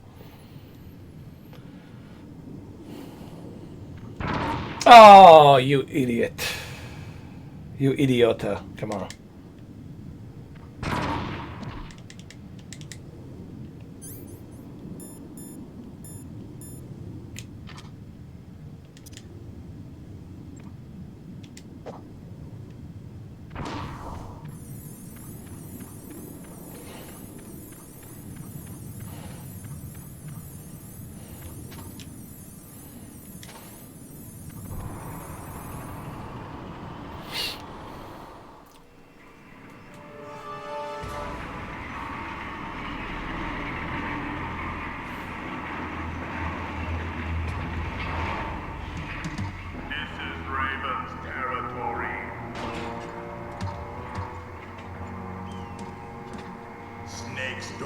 belong in Alaska.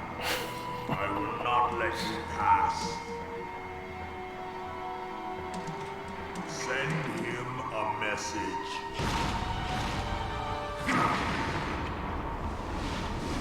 He looks like Thanos. Raven looks like Thanos, honestly. He's like a version of Thanos.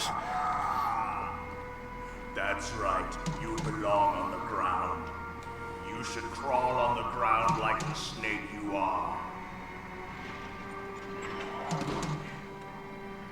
Come, let's fight.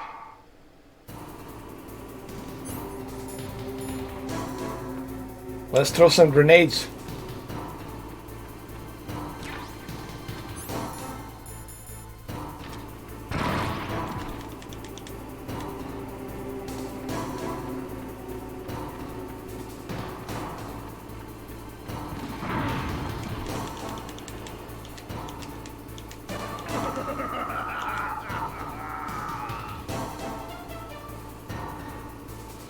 Well, what I like about it, it's convenient. You know, it's something you can take with you. And, oh shit. Something you can take with you and, you know, whether you're traveling, going somewhere, you don't have to be tethered to an internet. You don't have to be tethered to a PC. This is very compact, very small. You can put it in your pocket, honestly. You can shove it anywhere in your jacket. You're in a hotel room or what have you, or a guest room. If there's a TV or monitor that has HDMI, you just plug it in. Use your phone charger adapter, plug it in, and you're good to go. And you can enjoy this. You can play this. You can also use the USB extension if you need a cord to go a little bit further. It's not for everyone, but I think it's catered to people who like to take this experience with them anywhere they want to go. And I think that's the benefit here. That's the accolade you're getting here. Is doesn't matter if there's an internet, doesn't matter if you have basically this is it. It's very small. You don't need a computer, you don't need to be on the internet. You just need this device. Put it in your jacket, take it out of your jacket, plug it in, you're good to go. And it's really simple, really fast, really easy. And I think that's the benefit of it. With a computer, you have to plug it in, then you have to tweak things out, make sure everything's working. There's too much hassle with emulator on a computer. And you have to, you know, some big laptop you got to carry with you. This is very convenient. You know, it's, remember, you're paying for the convenience. This is a convenience, is what this is. But it's not for everyone. I totally understand why. Like I said on my previous video, I understand why some people don't like it, and I understand why there's a negativity about this console. I understand. I get it. I am not questioning that. But I don't think Sony was trying to please everybody with this. They only aimed this for certain individuals. You know, they were really not trying to aim this for like big masses. Okay, this wasn't like something like where they need the money. They're already successful. Sony's already successful. They're selling so many consoles that they're doing great. So for them, this is like an extra caviar, like a little extra whatever, extra quick change. You know, that's my opinion. That's how I feel about it. But it's not for everyone. It's intended for certain individuals. You know, are you that individual that likes this? Take it with you. However, the one thing I disagree is Digital Foundry. I understand the complaints about not having a power adapter included. I understand the complaints about maybe not making a better user interface, but there's no issues. The game doesn't slow down. I played all 20 games. There's no slowdown. Everything runs smooth, quick, fast, no issues, no problem. Very easy to exit. Continue. You can actually continue where you left off. Very fast, very smooth. I can continue playing a Ridge Racer. Just click on the Ridge Racer. Resume to point. There I am, very quick, very fast. There it is. I can continue playing. No issues, no lag. I can exit again. Go back. Continue from this point, yes. Go back to the Metal Gear. Click OK. There you go. And I'm good to go. So it's really, it's not like as bad as the Digital Foundry has. According to Digital Foundry, you should be playing it on the emulator on your PC, I guess. I don't know. And I tried that experience, and it's a horrible experience. I don't recommend people do that. Trust me. I think this is much better, more convenient experience. But having said that, I understand why there's a backlash. I understand why there's a negativity.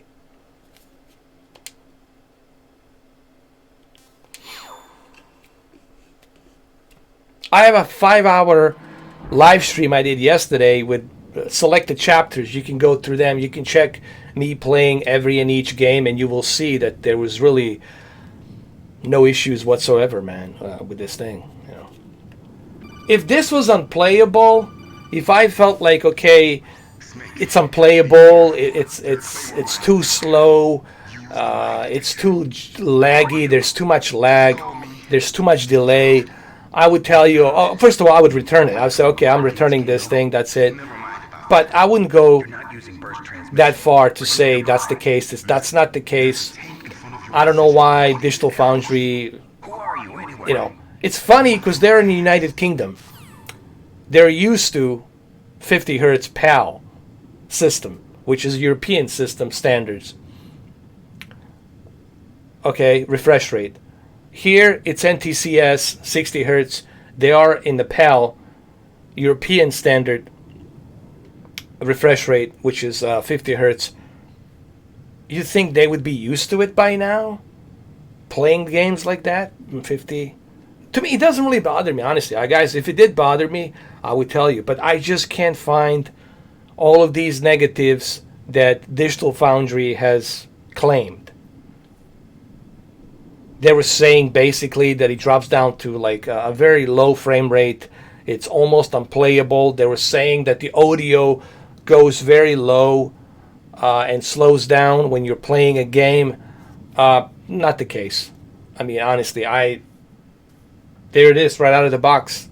I have not experienced any of these issues. Digital Foundry is more than welcome to watch my 5-hour live stream.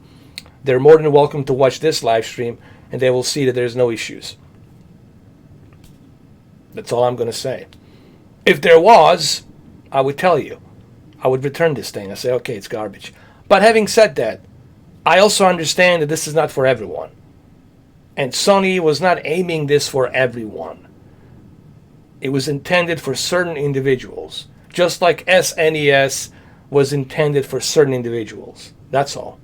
It just so happens that SNES has a lot of cool things in it. Okay, they give you the options to change the borders, the backgrounds. They also give you the options to use different types of filters.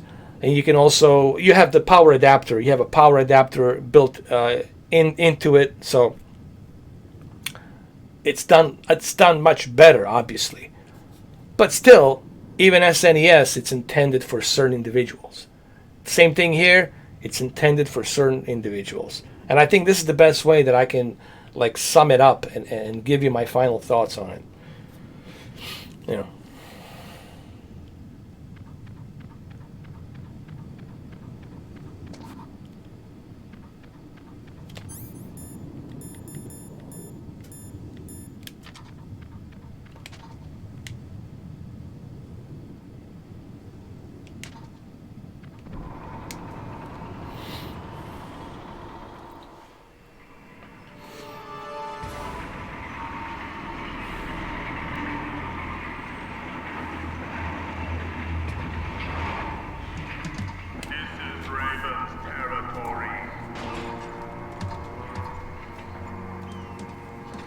Snakes don't belong belong in Alaska. I will not let you pass. Send him a message.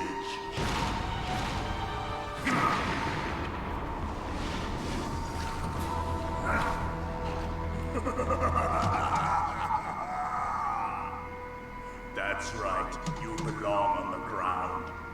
You should crawl on the ground like the snake you are. Come, let's fight. I mean, yeah, you can argue that, you know, they could have easily put the original DualShock controllers, but then the console would cost a little bit more because you got these, you know, motors built into it. That would have been great if they have done that. Look, I'm not saying, sure, they could have done a little bit better job on this thing, but I think purposely they were not going for that, you know. See, this is the whole point people are misunderstanding. People misunderstood how this product was being advertised. A lot of people, a lot of fanboys from Sony camp, they thought that they're getting like a redesigned PlayStation 1 console with everything in it, you know, with all the accolades, and that was not the idea. I think people hopes were too high for this thing. I knew exactly what this is going to be. It was going to be something cheap, and it's going to be something that's only intended for certain individuals, certain gamers out there. Okay, but yeah, you can argue that. You can say, yeah, I mean, they could have easily included the original DualShock controllers. They could have included more games. There's a hell of a lot more they could have done.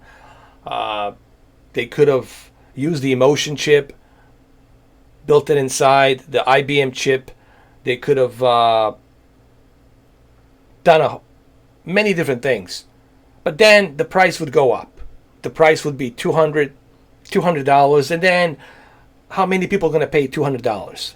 Then you're getting in the reach of a gaming console. People are going to say, the hell with this, I can just get it on eBay, I can get a PlayStation 3, why want to do this?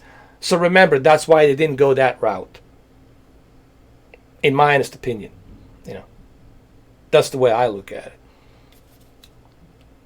But having said that, I understand all the negativity and then backlash, but that's probably because it was misunderstood. The advertisement of this device was misunderstood by Sony fans.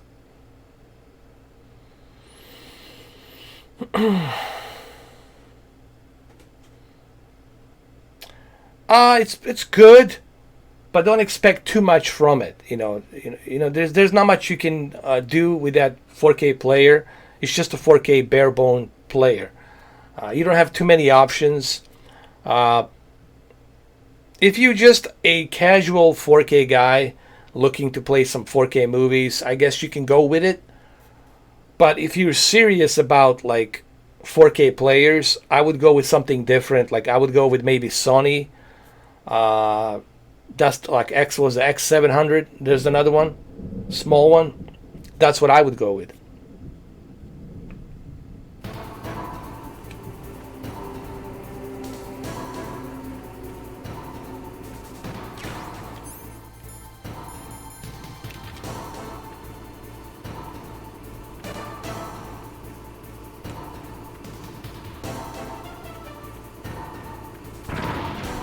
Ah, crap.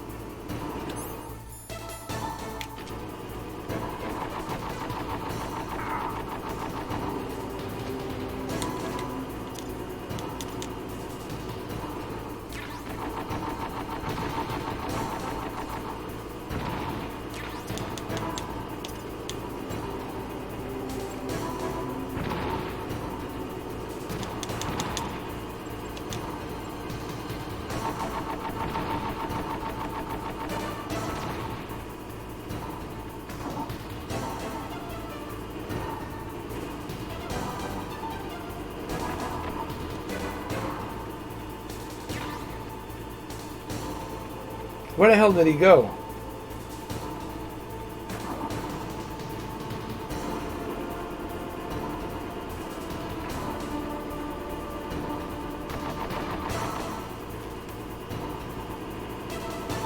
Oh, come on, dude.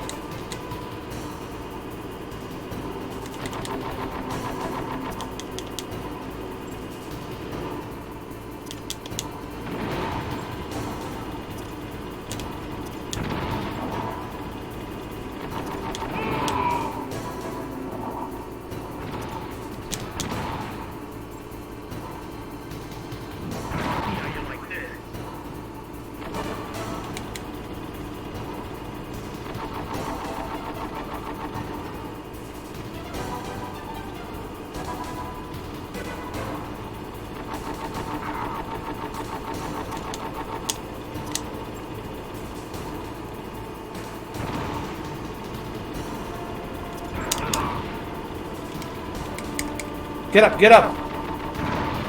God damn it.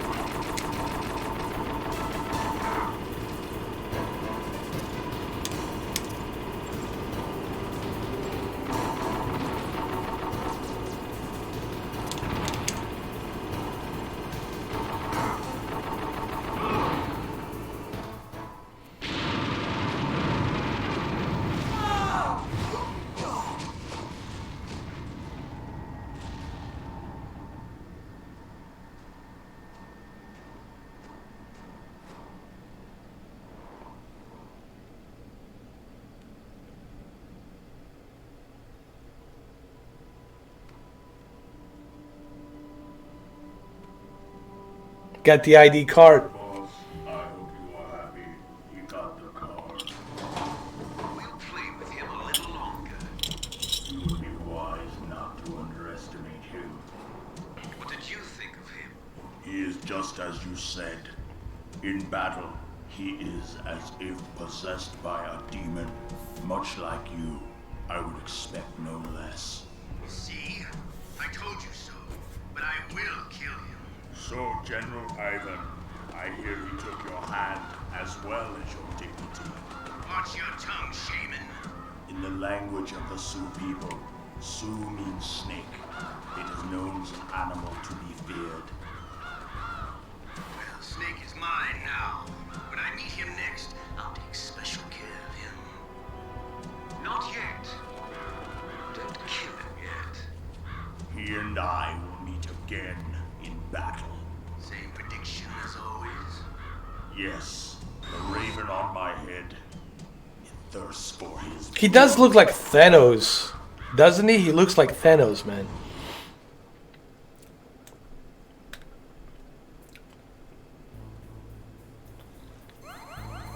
Alright, I have infiltrated this facility.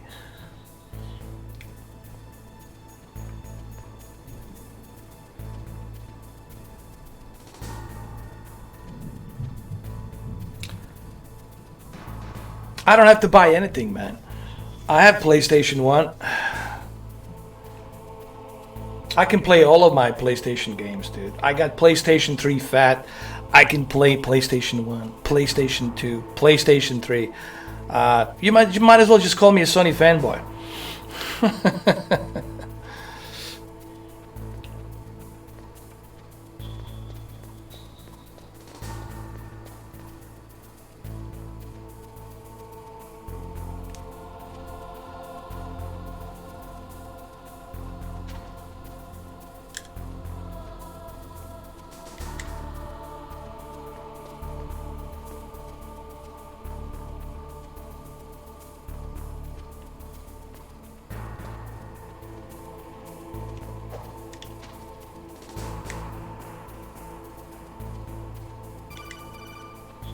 Why is she calling me again?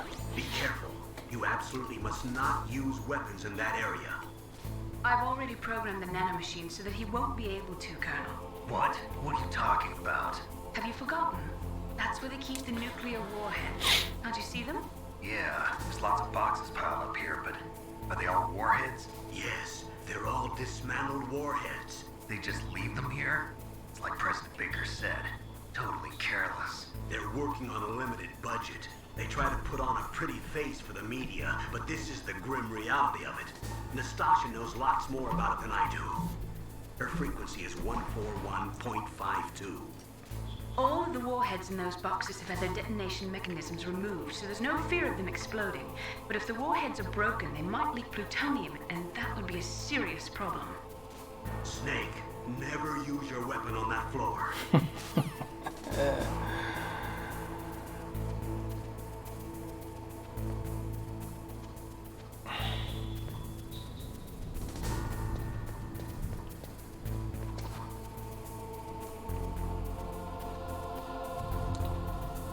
This is a bit tricky, right? Right here.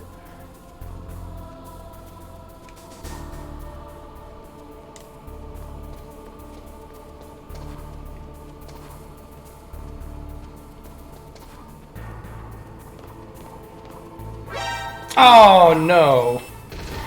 Too late now.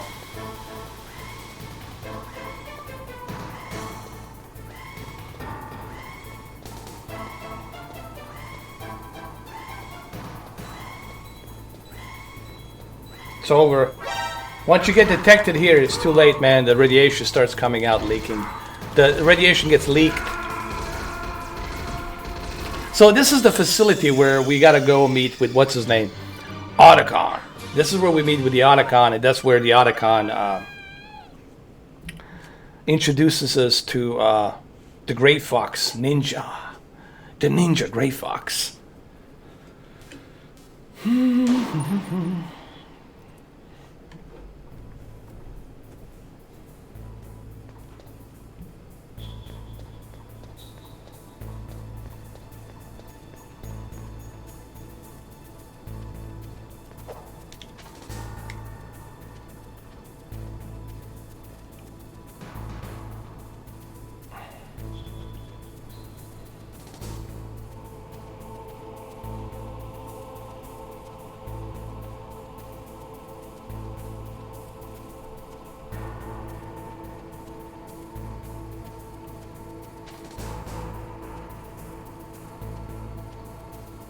Oh crap.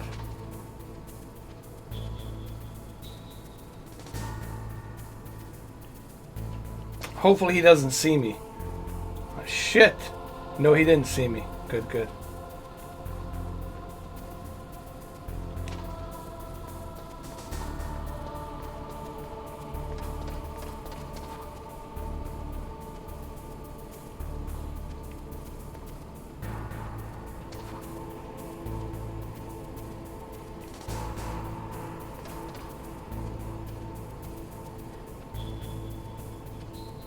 Good, good, good.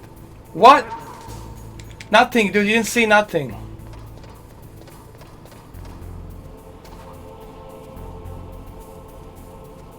It's nothing. Come on.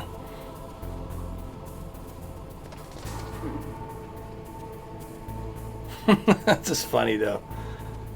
Oh, my God.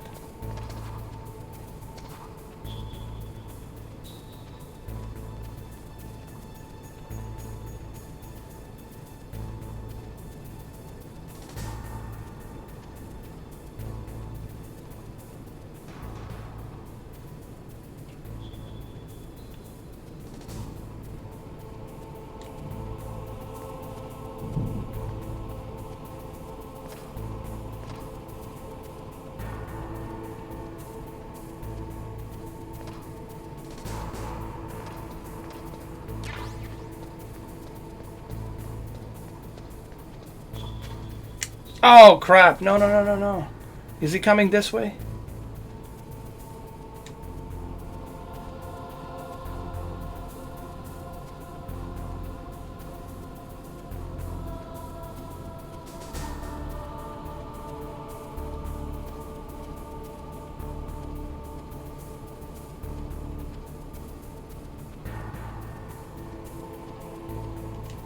Okay, do it now, now, slowly.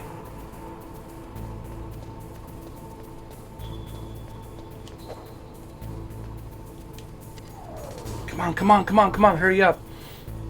Get in there. Go to first floor, right?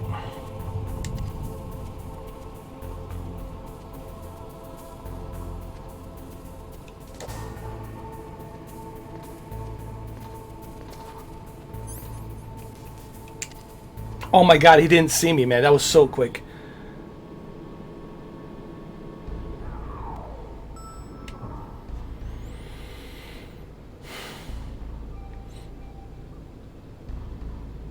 Well, every company's greedy. Every company, you can make that argument for every company. You can make that argument for any brand. At the end of the day, it's a business. Their main focus is to make money. It just depends on how you make that money. Which methods do you use to make that money? Granted, sure, there's a lot of things, and I actually spoke about this for a couple of years now. I've been saying that I don't understand why PlayStation 4 Pro, why Sony can't make some kind of a service. Get rid of the PlayStation Now.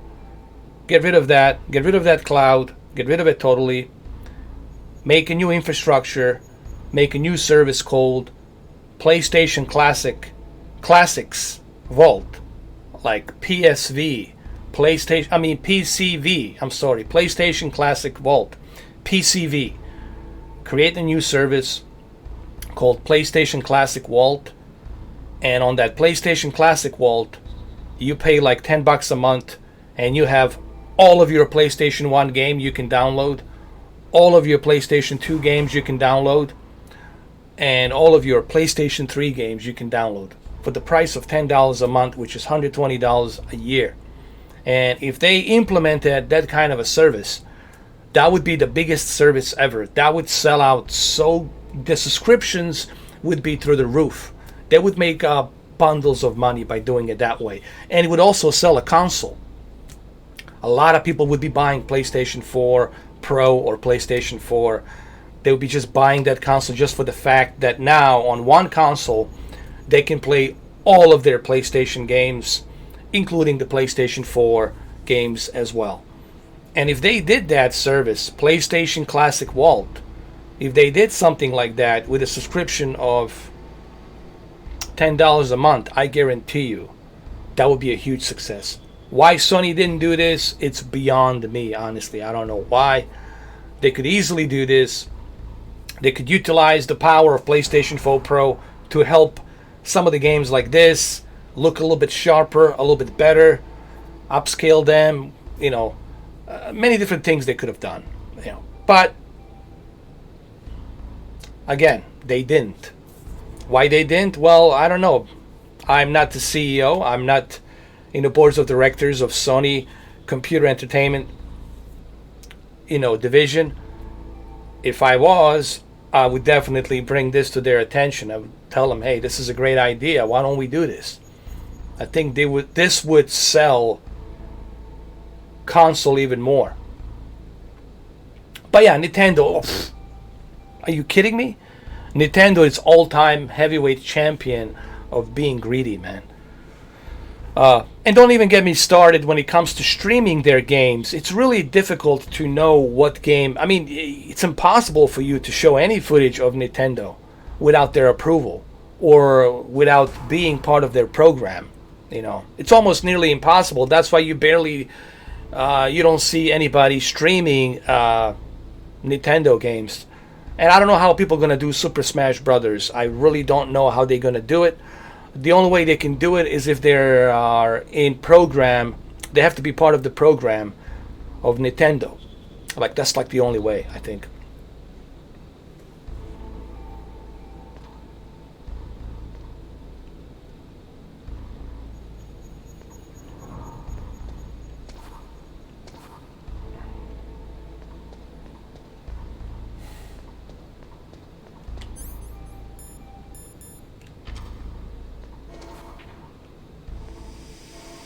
Oh, I do remember this.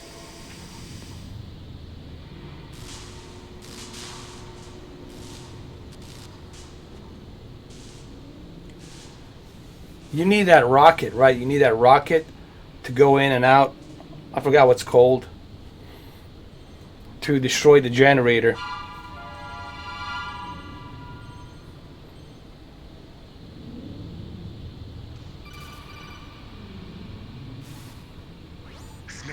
Watch out. That place is filled with gas. Also, the floor is electrified. First, destroy the high voltage switch. It's the switchboard on the northwest wall. But how? I can't reach it. Use a remote-controlled missile.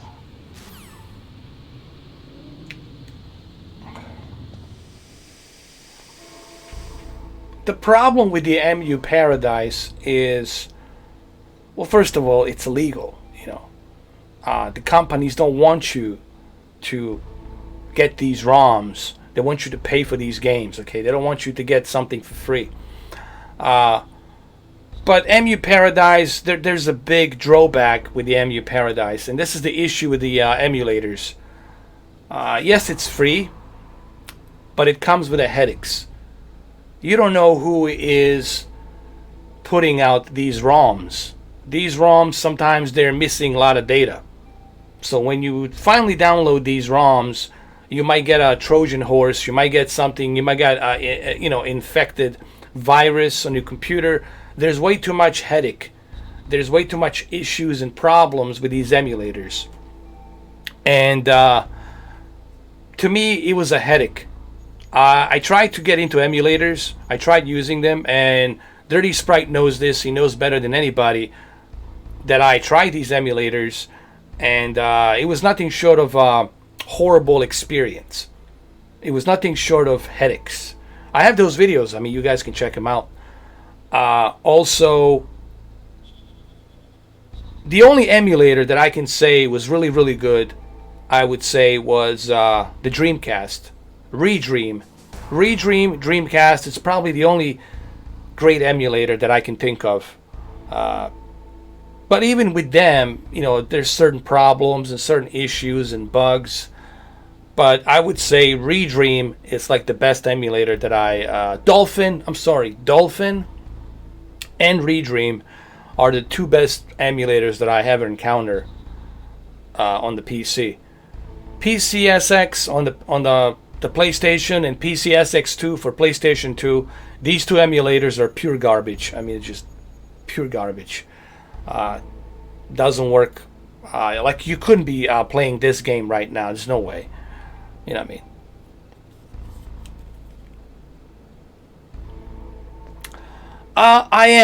I am actually against that because it's not fair.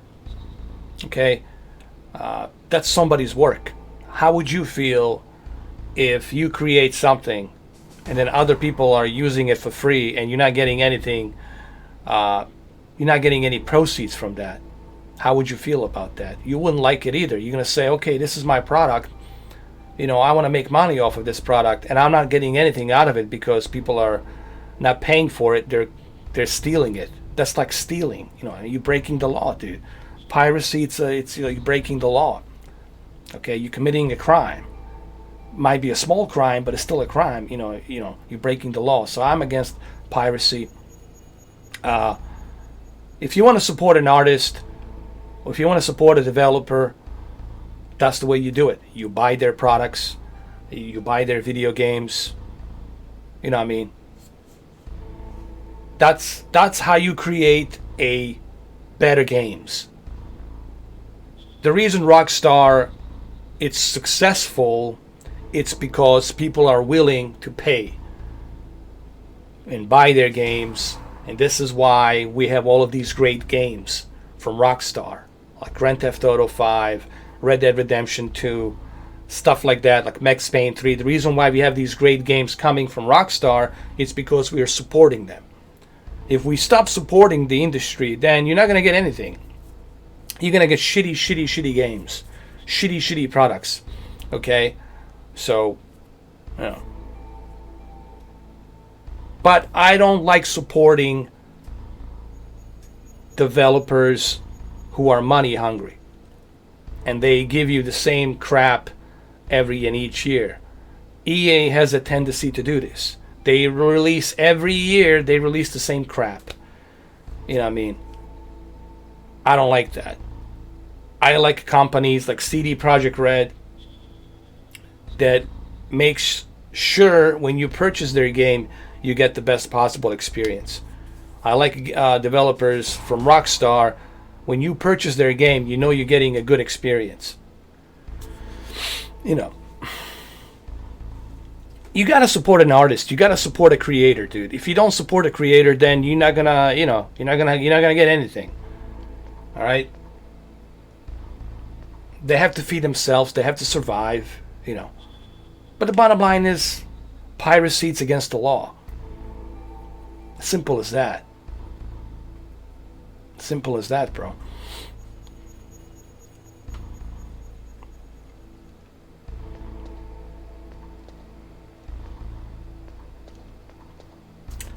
I forgot where this let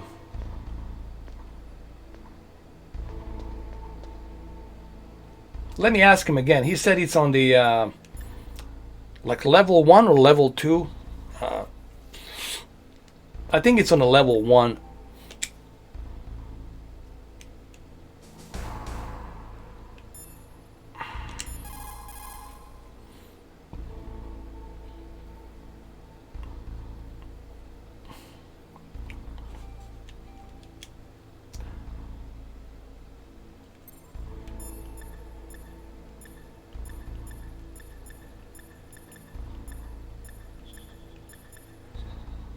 I understand what you're saying, Dirty Sprite, but you got to remember, you can't just say it's okay to do it this way, and it's not okay to do it this way. Either you have the law or you don't have the law. You cannot have half-assed laws where it's only applies for certain things and doesn't apply for the others. Piracy, it's a piracy. It's against the law, and it should never be tolerated, okay? Why? It's so that way the artist, developers can be protected. So if you're a developer, if you're an artist, and you got an old song, right? You have an old song that you created back in the 80s. So it's okay for me to pirate your old song and just use it for free. Or actually use it and profit money from it. You wouldn't feel good about that now, would you? So it applies for everything. Doesn't matter if it's old, new, it should apply, and it does apply for all of the above. It's against the law. Piracy should not be tolerated, because you need to support developers. You need to support the artists. If you don't support the artists, well, guess what? You don't get good quality movies. You don't get good quality anything. You get nothing, because they will not do it for free. They have to survive. It's just the way it is, man. That's the way it is, dude. That's the way it is. Okay? That's how this whole thing gets moving.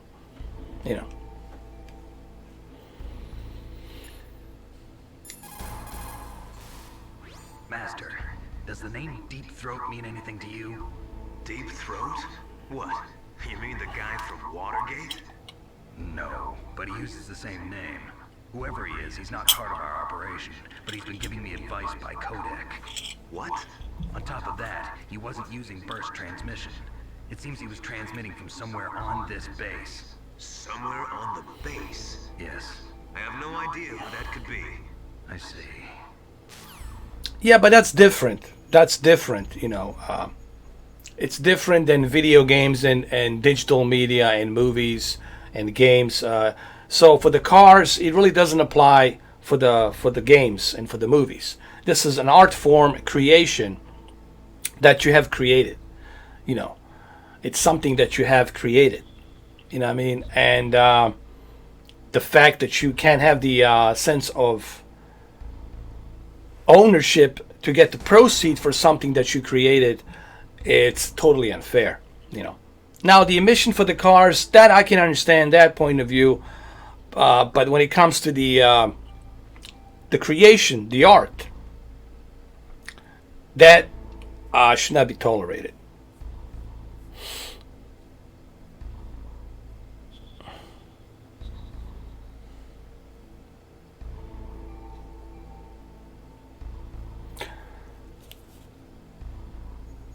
Well, it's not about that. It's not about whether I have tried something or everybody has tried something one way or the other. But I don't support that idea. Because if I supported that idea, you wouldn't see me with all of these games that I purchased. I I have purchased every single game. Same thing with this device. Every game you see me play, I have purchased it. Every 4K movie you see me do analysis, I have purchased it. So I support the artists. I support the developers, because I know that's how this moves forward.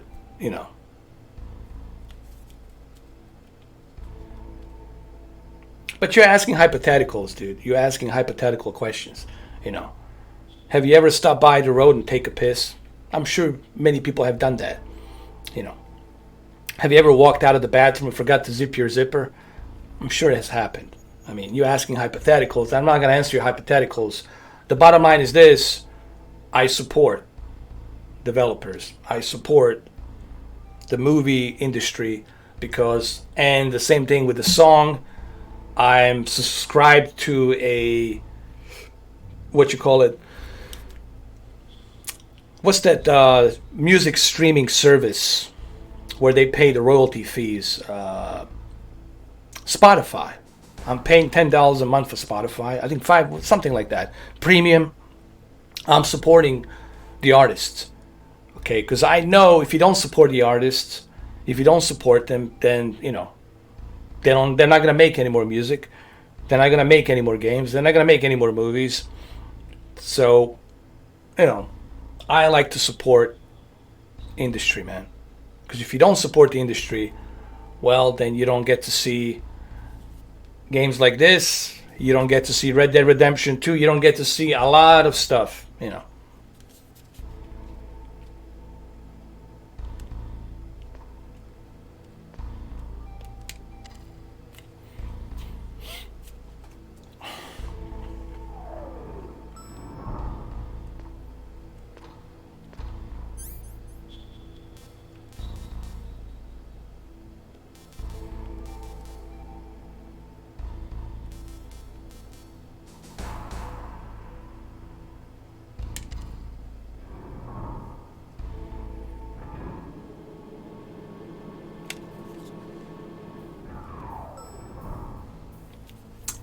I think it's here. I think I remember now.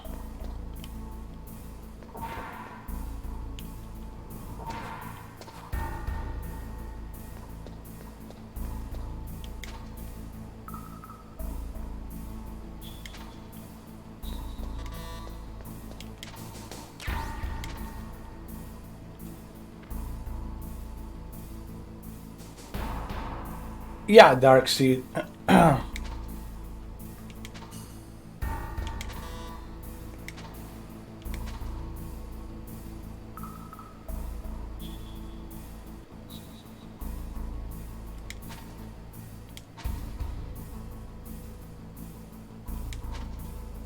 And this is a good way also with Steam. This is what I like about the Steam. They have the early access games. So if you want to support the... there's one game I'm supporting called... what was it called? Police Simulation. Something Police Simulation. Police Simulator. It's called the Police Simulator, where you are a police officer. You're driving a squad car and you're doing all the necessary 12-hour shift tasks that the police officer has to go through. Oh shit. Oh no!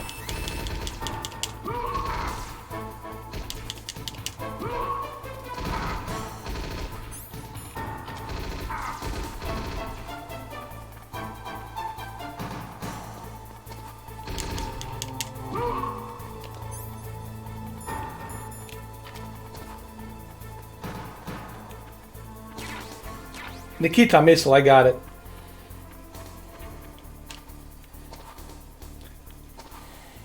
So, for example, Steam is a good example. Early access Steam, you get to support some independent developers. Like there's one developer I'm supporting, and they're working on this game. They just need some time to polish it up, to get it working, and I'm supporting them.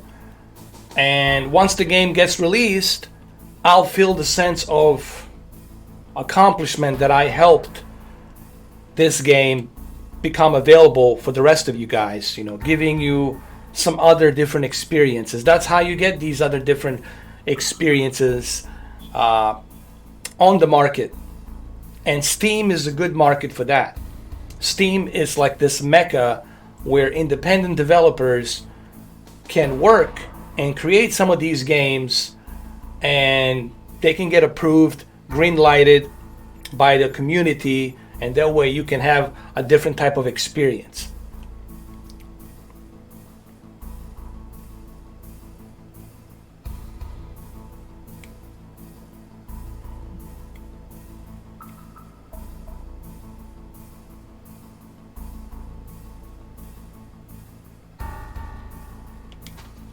Well, it's the same thing, though. That's the same thing. Music, films, that's a creation, that's art. They're equally same. It's an art form. It's a creation. It's exactly the same thing. They are not different from each other. Games, movies, music, they're exactly the same. They're entertainment creation, art form, and they need to be protected against any type of piracy.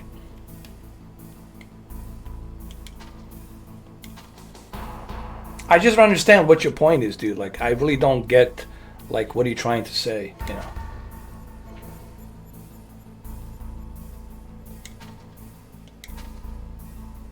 And besides, I already answered your question, dude. I'm against piracy. End of story, dude. That's it, you know?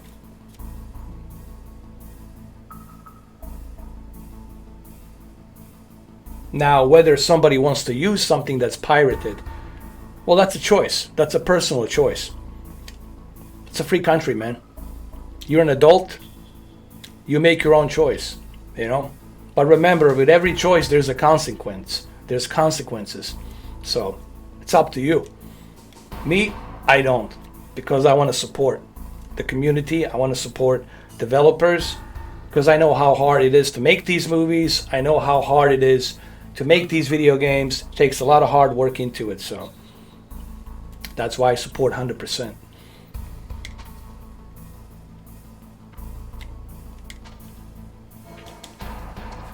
All right, let's get out of here.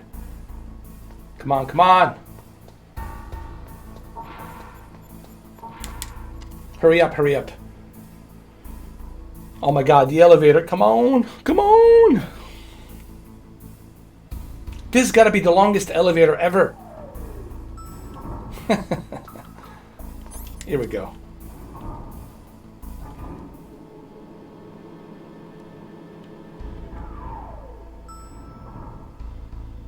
Now we're good to go. I got the Nikita. Now I got to save the game. See, this is the one thing about Metal Gear. I always remember. I actually remember this so well back in 1998 September. I remember it like it was yesterday. I always remember the most important thing with the Metal Gear was make sure that you have a memory card and make sure that you save plenty of times.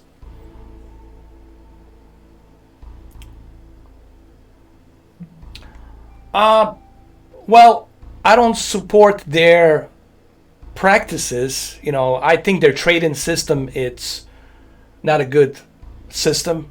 I think they are not giving you the value when you bring your game. I don't think you get a good value with a trade-in system. I don't like their system practice that they have put in place, you know, but I support you supporting the developers. You know, me has nothing to do with some, you know, retailer out there that's selling games. Has nothing to do with me supporting a developer. There's different ways you can purchase a game. There's the different retailers. Now, I don't like their business practices that they have in the GameStop. I think they're ripping people off.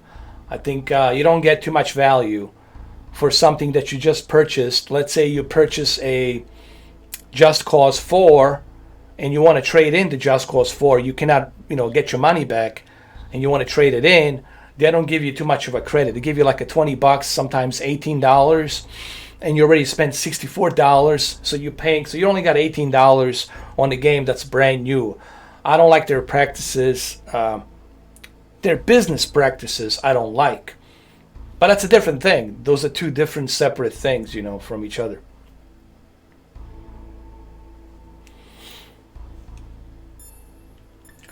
I support artists. I want to make sure that they get paid. That's what I support. I want to make sure that their work's being protected and that they get paid. Now, all these different outlets, these different third-party businesses that are using their stores to sell distributed products to the public, that's a different story. Retailers can set their own ways and rules and whatnot, but you have an option. See, that's the great thing about all of this. You have an option how you want to purchase a game. Do you want to buy it directly from the developer? Do you want to buy it through a GameStop? Do you want to buy it through Best Buy? Do you want to buy it through Target, Walmart? Do you want to buy it through Amazon, Newegg? Which way do you want to buy it? You have options. As long as you purchase it and you support the artist, doesn't really matter. But I disagree with the GameStop business practices. I think they're bad. I can't remember last time I was at the GameStop, honestly. I think last time I was in GameStop was like 2 years ago, like 2.5 years ago. And I only went there to get some, what was it? To get some PlayStation 3 games. They had some good deals. You buy 2 PlayStation 3 used games and you get a third one free. So I purchased some PlayStation 3 games for my PlayStation 3 Fat console. And that was about it, dude. That's about it. But I can't remember last time me going there and getting anything, honestly. Yeah.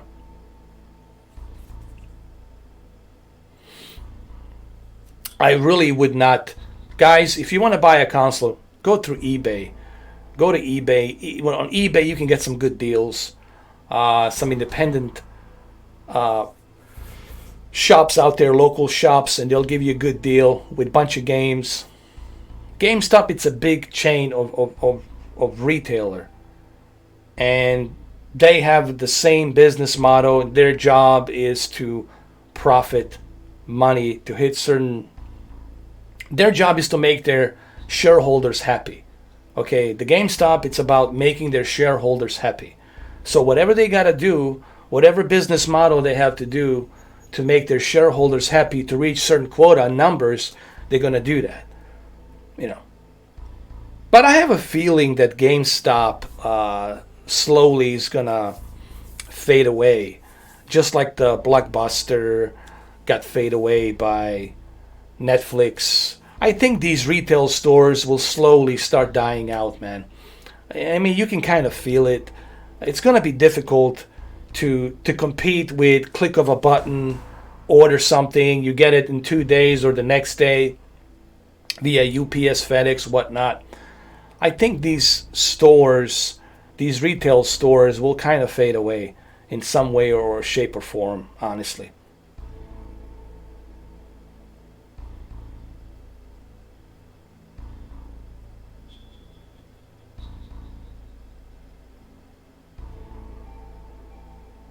Yeah.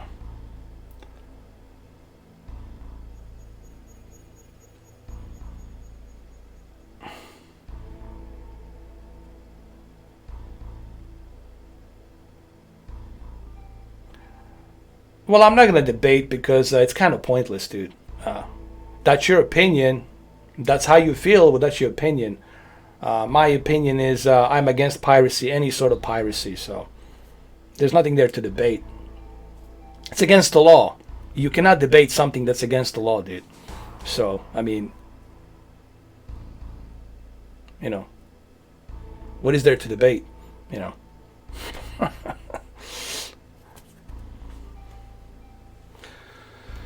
Well, they will go. I think they will probably go out of business if they continue with this practice that they have already. You know, if you put bad practice business, you're gonna lose because somebody else will come along. Some billionaire is gonna say, you know what? Maybe I can make the GameStop shareholders happy with me.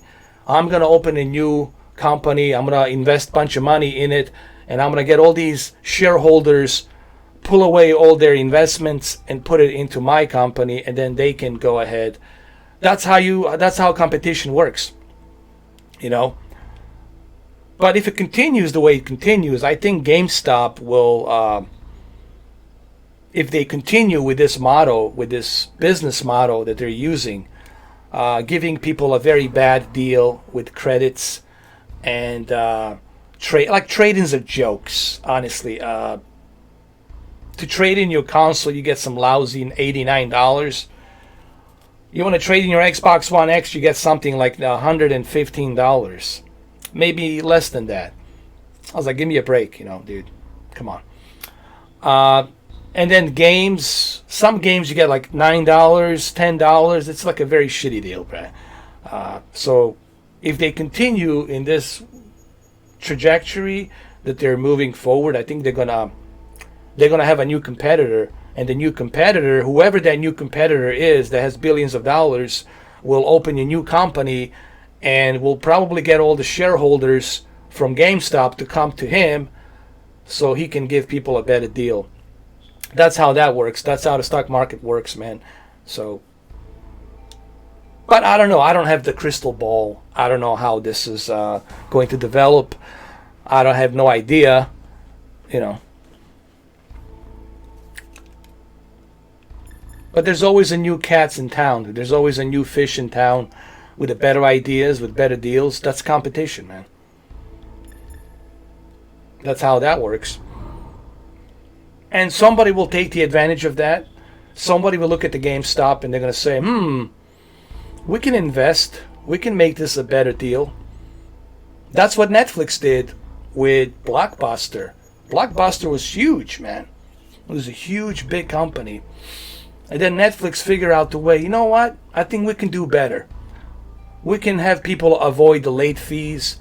We can have people be in their comfort of their homes, be in their homes, and have the movies in click of the finger, click of a button. They don't have to drive out to the store.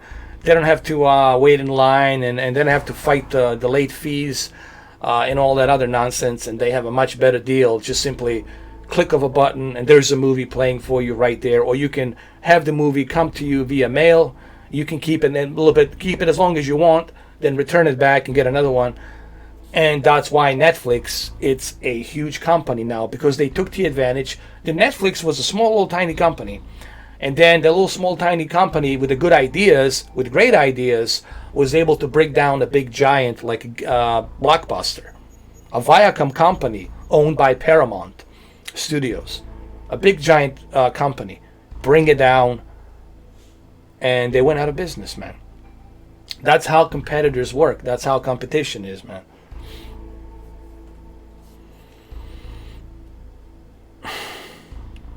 Well, that's something that's going to happen, I think, in the future. I think physical media discs will die, and I think you will have a different sort of marketplace. Everything will be on a digital cloud, on a server. Why? Well, piracy. Number one, the piracy. This is what the companies want. The best way to avoid the piracy is by having everything on the cloud. Okay? And check people to make sure that they purchase the game, that they're not pirating the game. And I think this is the way it's going to go because of that reason. Developers love this. Companies love this. Microsoft loves this. Sony loves this. And they will go with this, I guarantee you. And this will happen. You mark my word. The physical media discs will fade away. It's just a matter of not if, but when. It's a matter of when. And it's going to happen.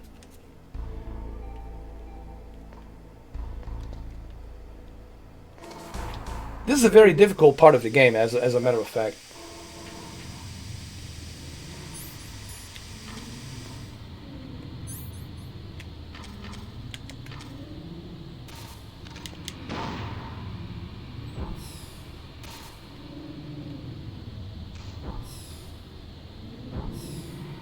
Oh god, this is such a difficult part of the game.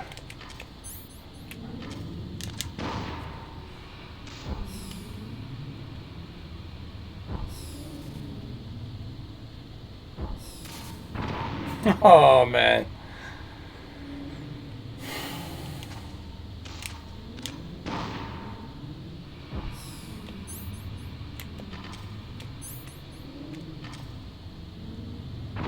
I forgot, how do you slow it down, dude? I totally forgot. Like, how do you slow it down?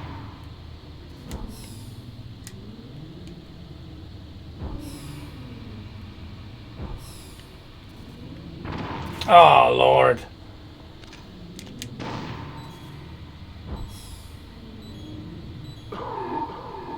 Anyway, that's how I die. Snake! Alright, so, well, it's been about 2 hours and 45 minutes, man. I wasn't even planning on doing it this long on this live stream. I felt like doing Metal Gear a little bit for you guys. Go down the memory lane with Metal Gear. Obviously, you know, this game was the main reason why I got the PlayStation 1 and why I got into PlayStation. And let's face it, the PlayStation 1 console was truly a DNA of what we have today. In terms of all these games, Resident Evil, Parasite Eve, Final Fantasy. I mean, this DNA from PlayStation that was created truly redefined the gaming industry. I honestly believe if it wasn't for Sony and PlayStation, I don't know which way the gaming industry would have gone. But because of Sony and PlayStation, the video games became more serious. It wasn't just for, you know, because back then the games were intended for like certain audiences, certain gamers. But I think Sony broke the ice and made games more adult, more mature, and almost turned it into like an art form. They turned their video games into a art form, and that's what you're seeing right now. It's like an art form, you know. So many cool games that came out, and then you look at PlayStation 2, and what type of cool games came out of there as well. And of course, you look at The Last of Us, Uncharted, all of these games, God of War. It's truly like an art form. And because of this PlayStation, because of this thing, this will go down in history. It's probably the DNA, like an embryo DNA that kind of started this whole thing, that redefined the whole PlayStation, not just PlayStation, but redefined the whole gaming experience that we have today in society, in gaming society. Yeah, Parasite Eve. A lot of people say, how come Parasite Eve wasn't here? Parasite Eve 2. I mean, there's a lot of games that, you know, if I had my way, and if, you know, we all had our own ways, I wish that they put all of the PlayStation 1 games in here. I think people would easily pay $200 if they put all of the PlayStation 1 games in there. Like, how many there were? Was it like 170? 180, or was it 200? How many games in total there was for PlayStation? It's got to be close to 200, right? Let's say they put 200 games on here. I think that would be it. That would be like no-brainer. A lot of people would jump on it, and that's it. You know, 200 games, that's it, bro. In this one little tiny device, you got everything you need. If they did that, then this thing would be hard to get by. A lot of people would be buying it, and you wouldn't be able to get your hands on one if they did that, you know. Why they didn't do it that way? Well, I don't know. Like I said, I'm not in charge of Sony. You know, I'm not their executive, so they make their own decisions. You know. But I think, for what it's worth, I think this device. Hold on.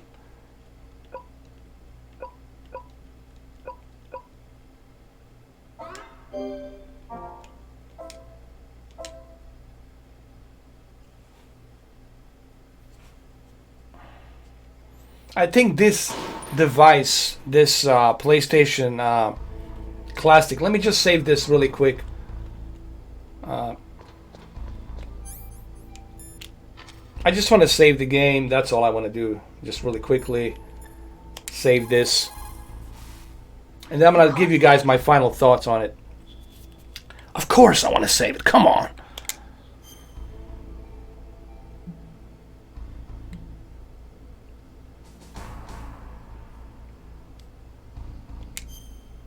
Here we go.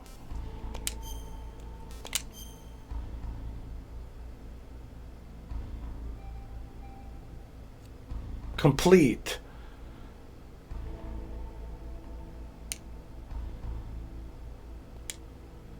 Snake, in China they say you must cross the river before you tell the crocodile he has bad breath. Do you know what that means? It means that the wise man avoids danger first. Use your brain to avoid traps and stay away from the enemy. Chattering nanny. So we got the game saved. Here's what I want to say.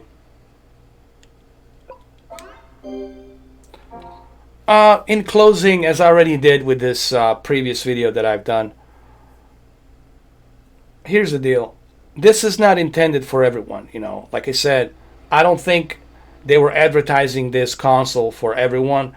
This mini device, classic PlayStation. I think this is something symbolic, a nostalgia for those of you who have nostalgia and who would like to have something on the go where you can take it with you, plug it in, play it anywhere. You don't have to be connected to the internet, no updates, no nothing. You just plug it in and you play it. And I think that's for whom this is really intended. It's really intended for people who just like to have that experience of nostalgia, you know. But I think a lot of people misunderstood. A lot of Sony fans have misunderstood. Maybe this is a Sony's fault because they advertised it differently. I think they were advertising in a different fashion. But I think this was misunderstood, in my honest opinion. I think this whole thing was misunderstood. It is not, they were not trying to please everyone. And they knew they're not going to make like a big bundles of money with this thing.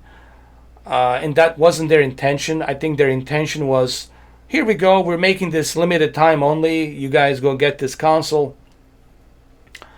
For those of you who would like to have something, for those of you who are collectors, if you're a collector and you are, you know, somebody who has a nostalgia and you would like to collect these things, I'm sure you will collect this, you will buy it. But it's really intended for individuals who just like the convenience, you know. Convenience, what do I mean by that, convenience? Convenience means that it's portable, it's very small, I can put it in my jacket, I can put it in my pocket, I can take it with me, and I can play it. I don't have to be waiting for any updates from the Android with my NVIDIA Shield. I don't have to be connected to the internet. I don't have to have some app to bypass it, to send some updates. I just plug and play, very easy, very fast. I can play it anywhere. As long as I have electricity and a monitor or a television, I'm good to go. And that's the whole purpose of this thing, in closing. And that's what I think this is intended for. All right, Dark Seed, everybody, thank you. Thank you, guys. Toncho, that's okay, dude. We all have difference of opinion. I see your points of view. It's just that my point of view is that I'm against any kind of piracy. I believe in 100% supporting the industry. Because I know how difficult it is, you know, to make this happen. How difficult it is to make these movies, these games, you know. Like Roger Clark, the guy spent 8 years.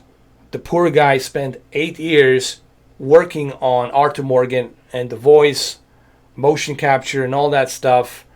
That's 8 years of his life dedicating just so you can have that experience. So I am 100% supporting the artists and developers because that's how you get good quality quality games. That's how you get good quality movies, because you're supporting.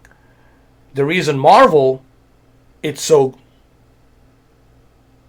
worldwide phenomena, it's because a lot of people are supporting the Marvel. They're willing to go see the movie more than once, twice, 3 times, 5 times, 10 times, 20 times. And this only brings better Avengers, better movies.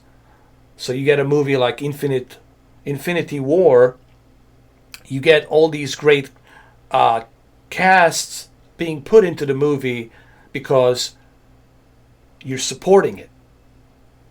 You know, that's how that works. The reason DC is not working right now because, well, they failed. You know, they made some mistakes. You know, I mean, I think. Speaking of DC, I want to say this. People ask me about how I feel about Warner Brothers and DC. I said it from the beginning.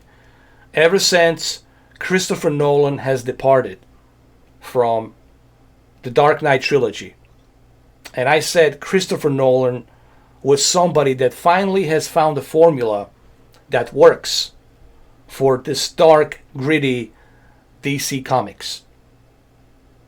Now, I have nothing against Zack Snyder. Okay, I mean, he has a different style. Just like Michael Bay, he has a different style of making movies. But I just felt that, to me, necessarily, he wasn't the great choice for Justice League.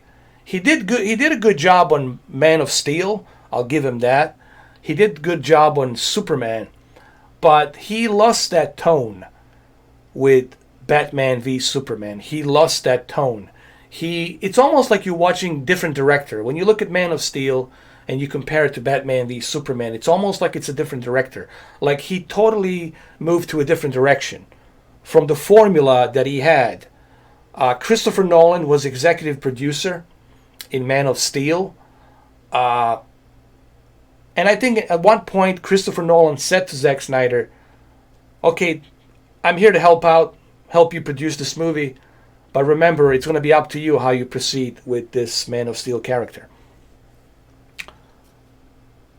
If they had stayed, what I'm trying to say is this, if Warner Brothers had kept with the same formula that Christopher Nolan has created, if they kept within the same universe that Christopher Nolan has created with Dark Knight trilogy and the Man of Steel, if they have stayed in that same formula, I think we would have seen much better Justice League. In my honest opinion, we would have seen a much better movies. The problem with the Justice League is it was too quick, too fast. They didn't wait. They should have waited till 2028 and then do a Justice League, because you can't shove all these characters without exploring them first, without constructing them first. Look how long it took for Thanos to show up in Marvel, and why they waited so long for Thanos to be finally shown in the movie. The problem with Warner Brothers is they thought that if they do this quick and fast, that they can somehow get that quick cash grab and compete against the giant of Marvel. And as you can see, they have failed. Alright guys, well that's all I have for you. Like I said, it's not for everyone, this console, but I think that, look, all I'm going to say is this. I haven't experienced any problems. I haven't experienced any issues that Digital Foundry was claiming. I don't know why Digital Foundry said that it runs like garbage, that it's unplayable. It's not true. As you've seen me play games yesterday, I played it today. Everything runs smooth. Everything is fast. There's no lag, barely any input lag, honestly. Everything is smooth. Very easy to jump in and play a game. Like right now, I can jump in, continue right here where I left off. There we go. No issues, no problems. There you go.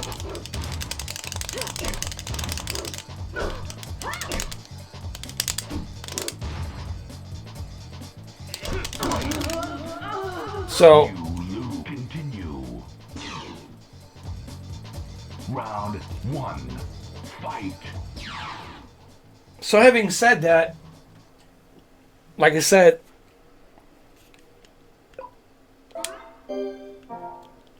I don't see what the problem was with them saying that all the games are very slow, they're unplayable.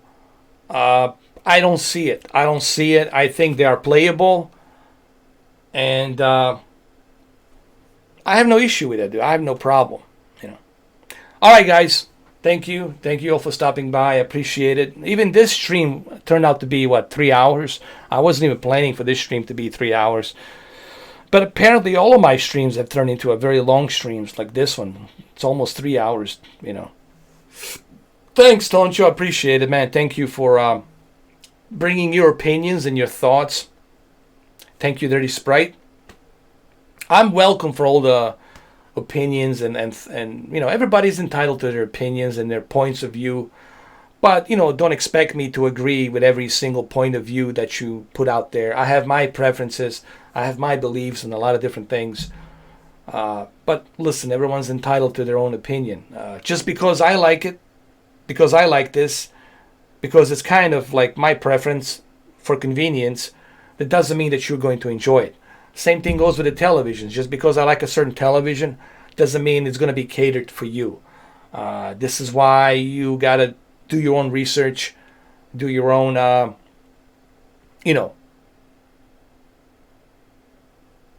research, extensive research, and then check it for yourself. I always tell people, try it for yourself first. Try it for yourself before you buy it, Don't just buy something because someone told you to, or don't just not buy something because someone told you not to buy it. I think it's always a good idea to try it. Do your research, try it. Remember, you can always return. If you don't like something, you got 14 days, 15 days, 30 days. You can save the receipt, return the damn thing, get your money back, right? There's different options out there. But you should definitely do your research before you jump into something and spend your hard-earned cash. All right, guys. Well, that's it. 3 hours. I can't believe, man. All of my live streams cannot be short. They're all either 2 hours or 2.5 to 3 hours, man. The time just flies by, man. All right, Toncho, Dirty Sprite, MC68, Dark Seed. Who else did I miss? I think I got everybody, though. Mega Drive, Greenlight Gaming, Robert Harris, David Chavez. Hey, David Chavez. Sorry, man. I just realized you were in. Poi Graham, Armando. What else we got? Luke, Yassine, Derek, Reynold, John Baptiste. So yeah, man. Thank you guys for stopping by. I really appreciate it. So. I'll catch you guys. I'll catch you soon, though. I'll see you soon. I'll be back. Don't worry. I'll always come back. One way or the other. I figure out the way to come back. Guess what? I found the time travel machine. Yes, I'm the time traveler. I'll tell you the future. For $5 billion. Alright, guys. I'm out of here. Yeah, speaking of time travelers, man, what's up with all these time travelers on YouTube, man? There's so many of them. There's so many of them, but yet they can't tell you what's going to happen tomorrow. Wow. So many, I've been traveling everywhere in the past and in the future, but you cannot tell me what's going to happen tomorrow. Unbelievable. Fake time travelers, dude. That's what it is. God. And there's 500,000 people watching it. Well, I was one of them. I was like, let me see what this bullshit is all about. And I knew I click on it. I was like, I know it's going to be bullshit. And guess what? It was bullshit. That's what it is. All right, guys. That's it. I'm outie. I'm out of here. Okay. Sayonara. Cheers. Hasta la vista. Auf Wiedersehen. Ciao, do svidania, do widzenia, all this other. How many languages I just said, you know? I like 4 or 5 languages. Guys, take care. Autogon, turn this off. Come on. Hasta vista. Hasta la vista, baby. Here we go. We're going to turn this thing off right now. Here we go. Ready? Come on, Autogon. What are you waiting for? Do it. Do it now. Come on.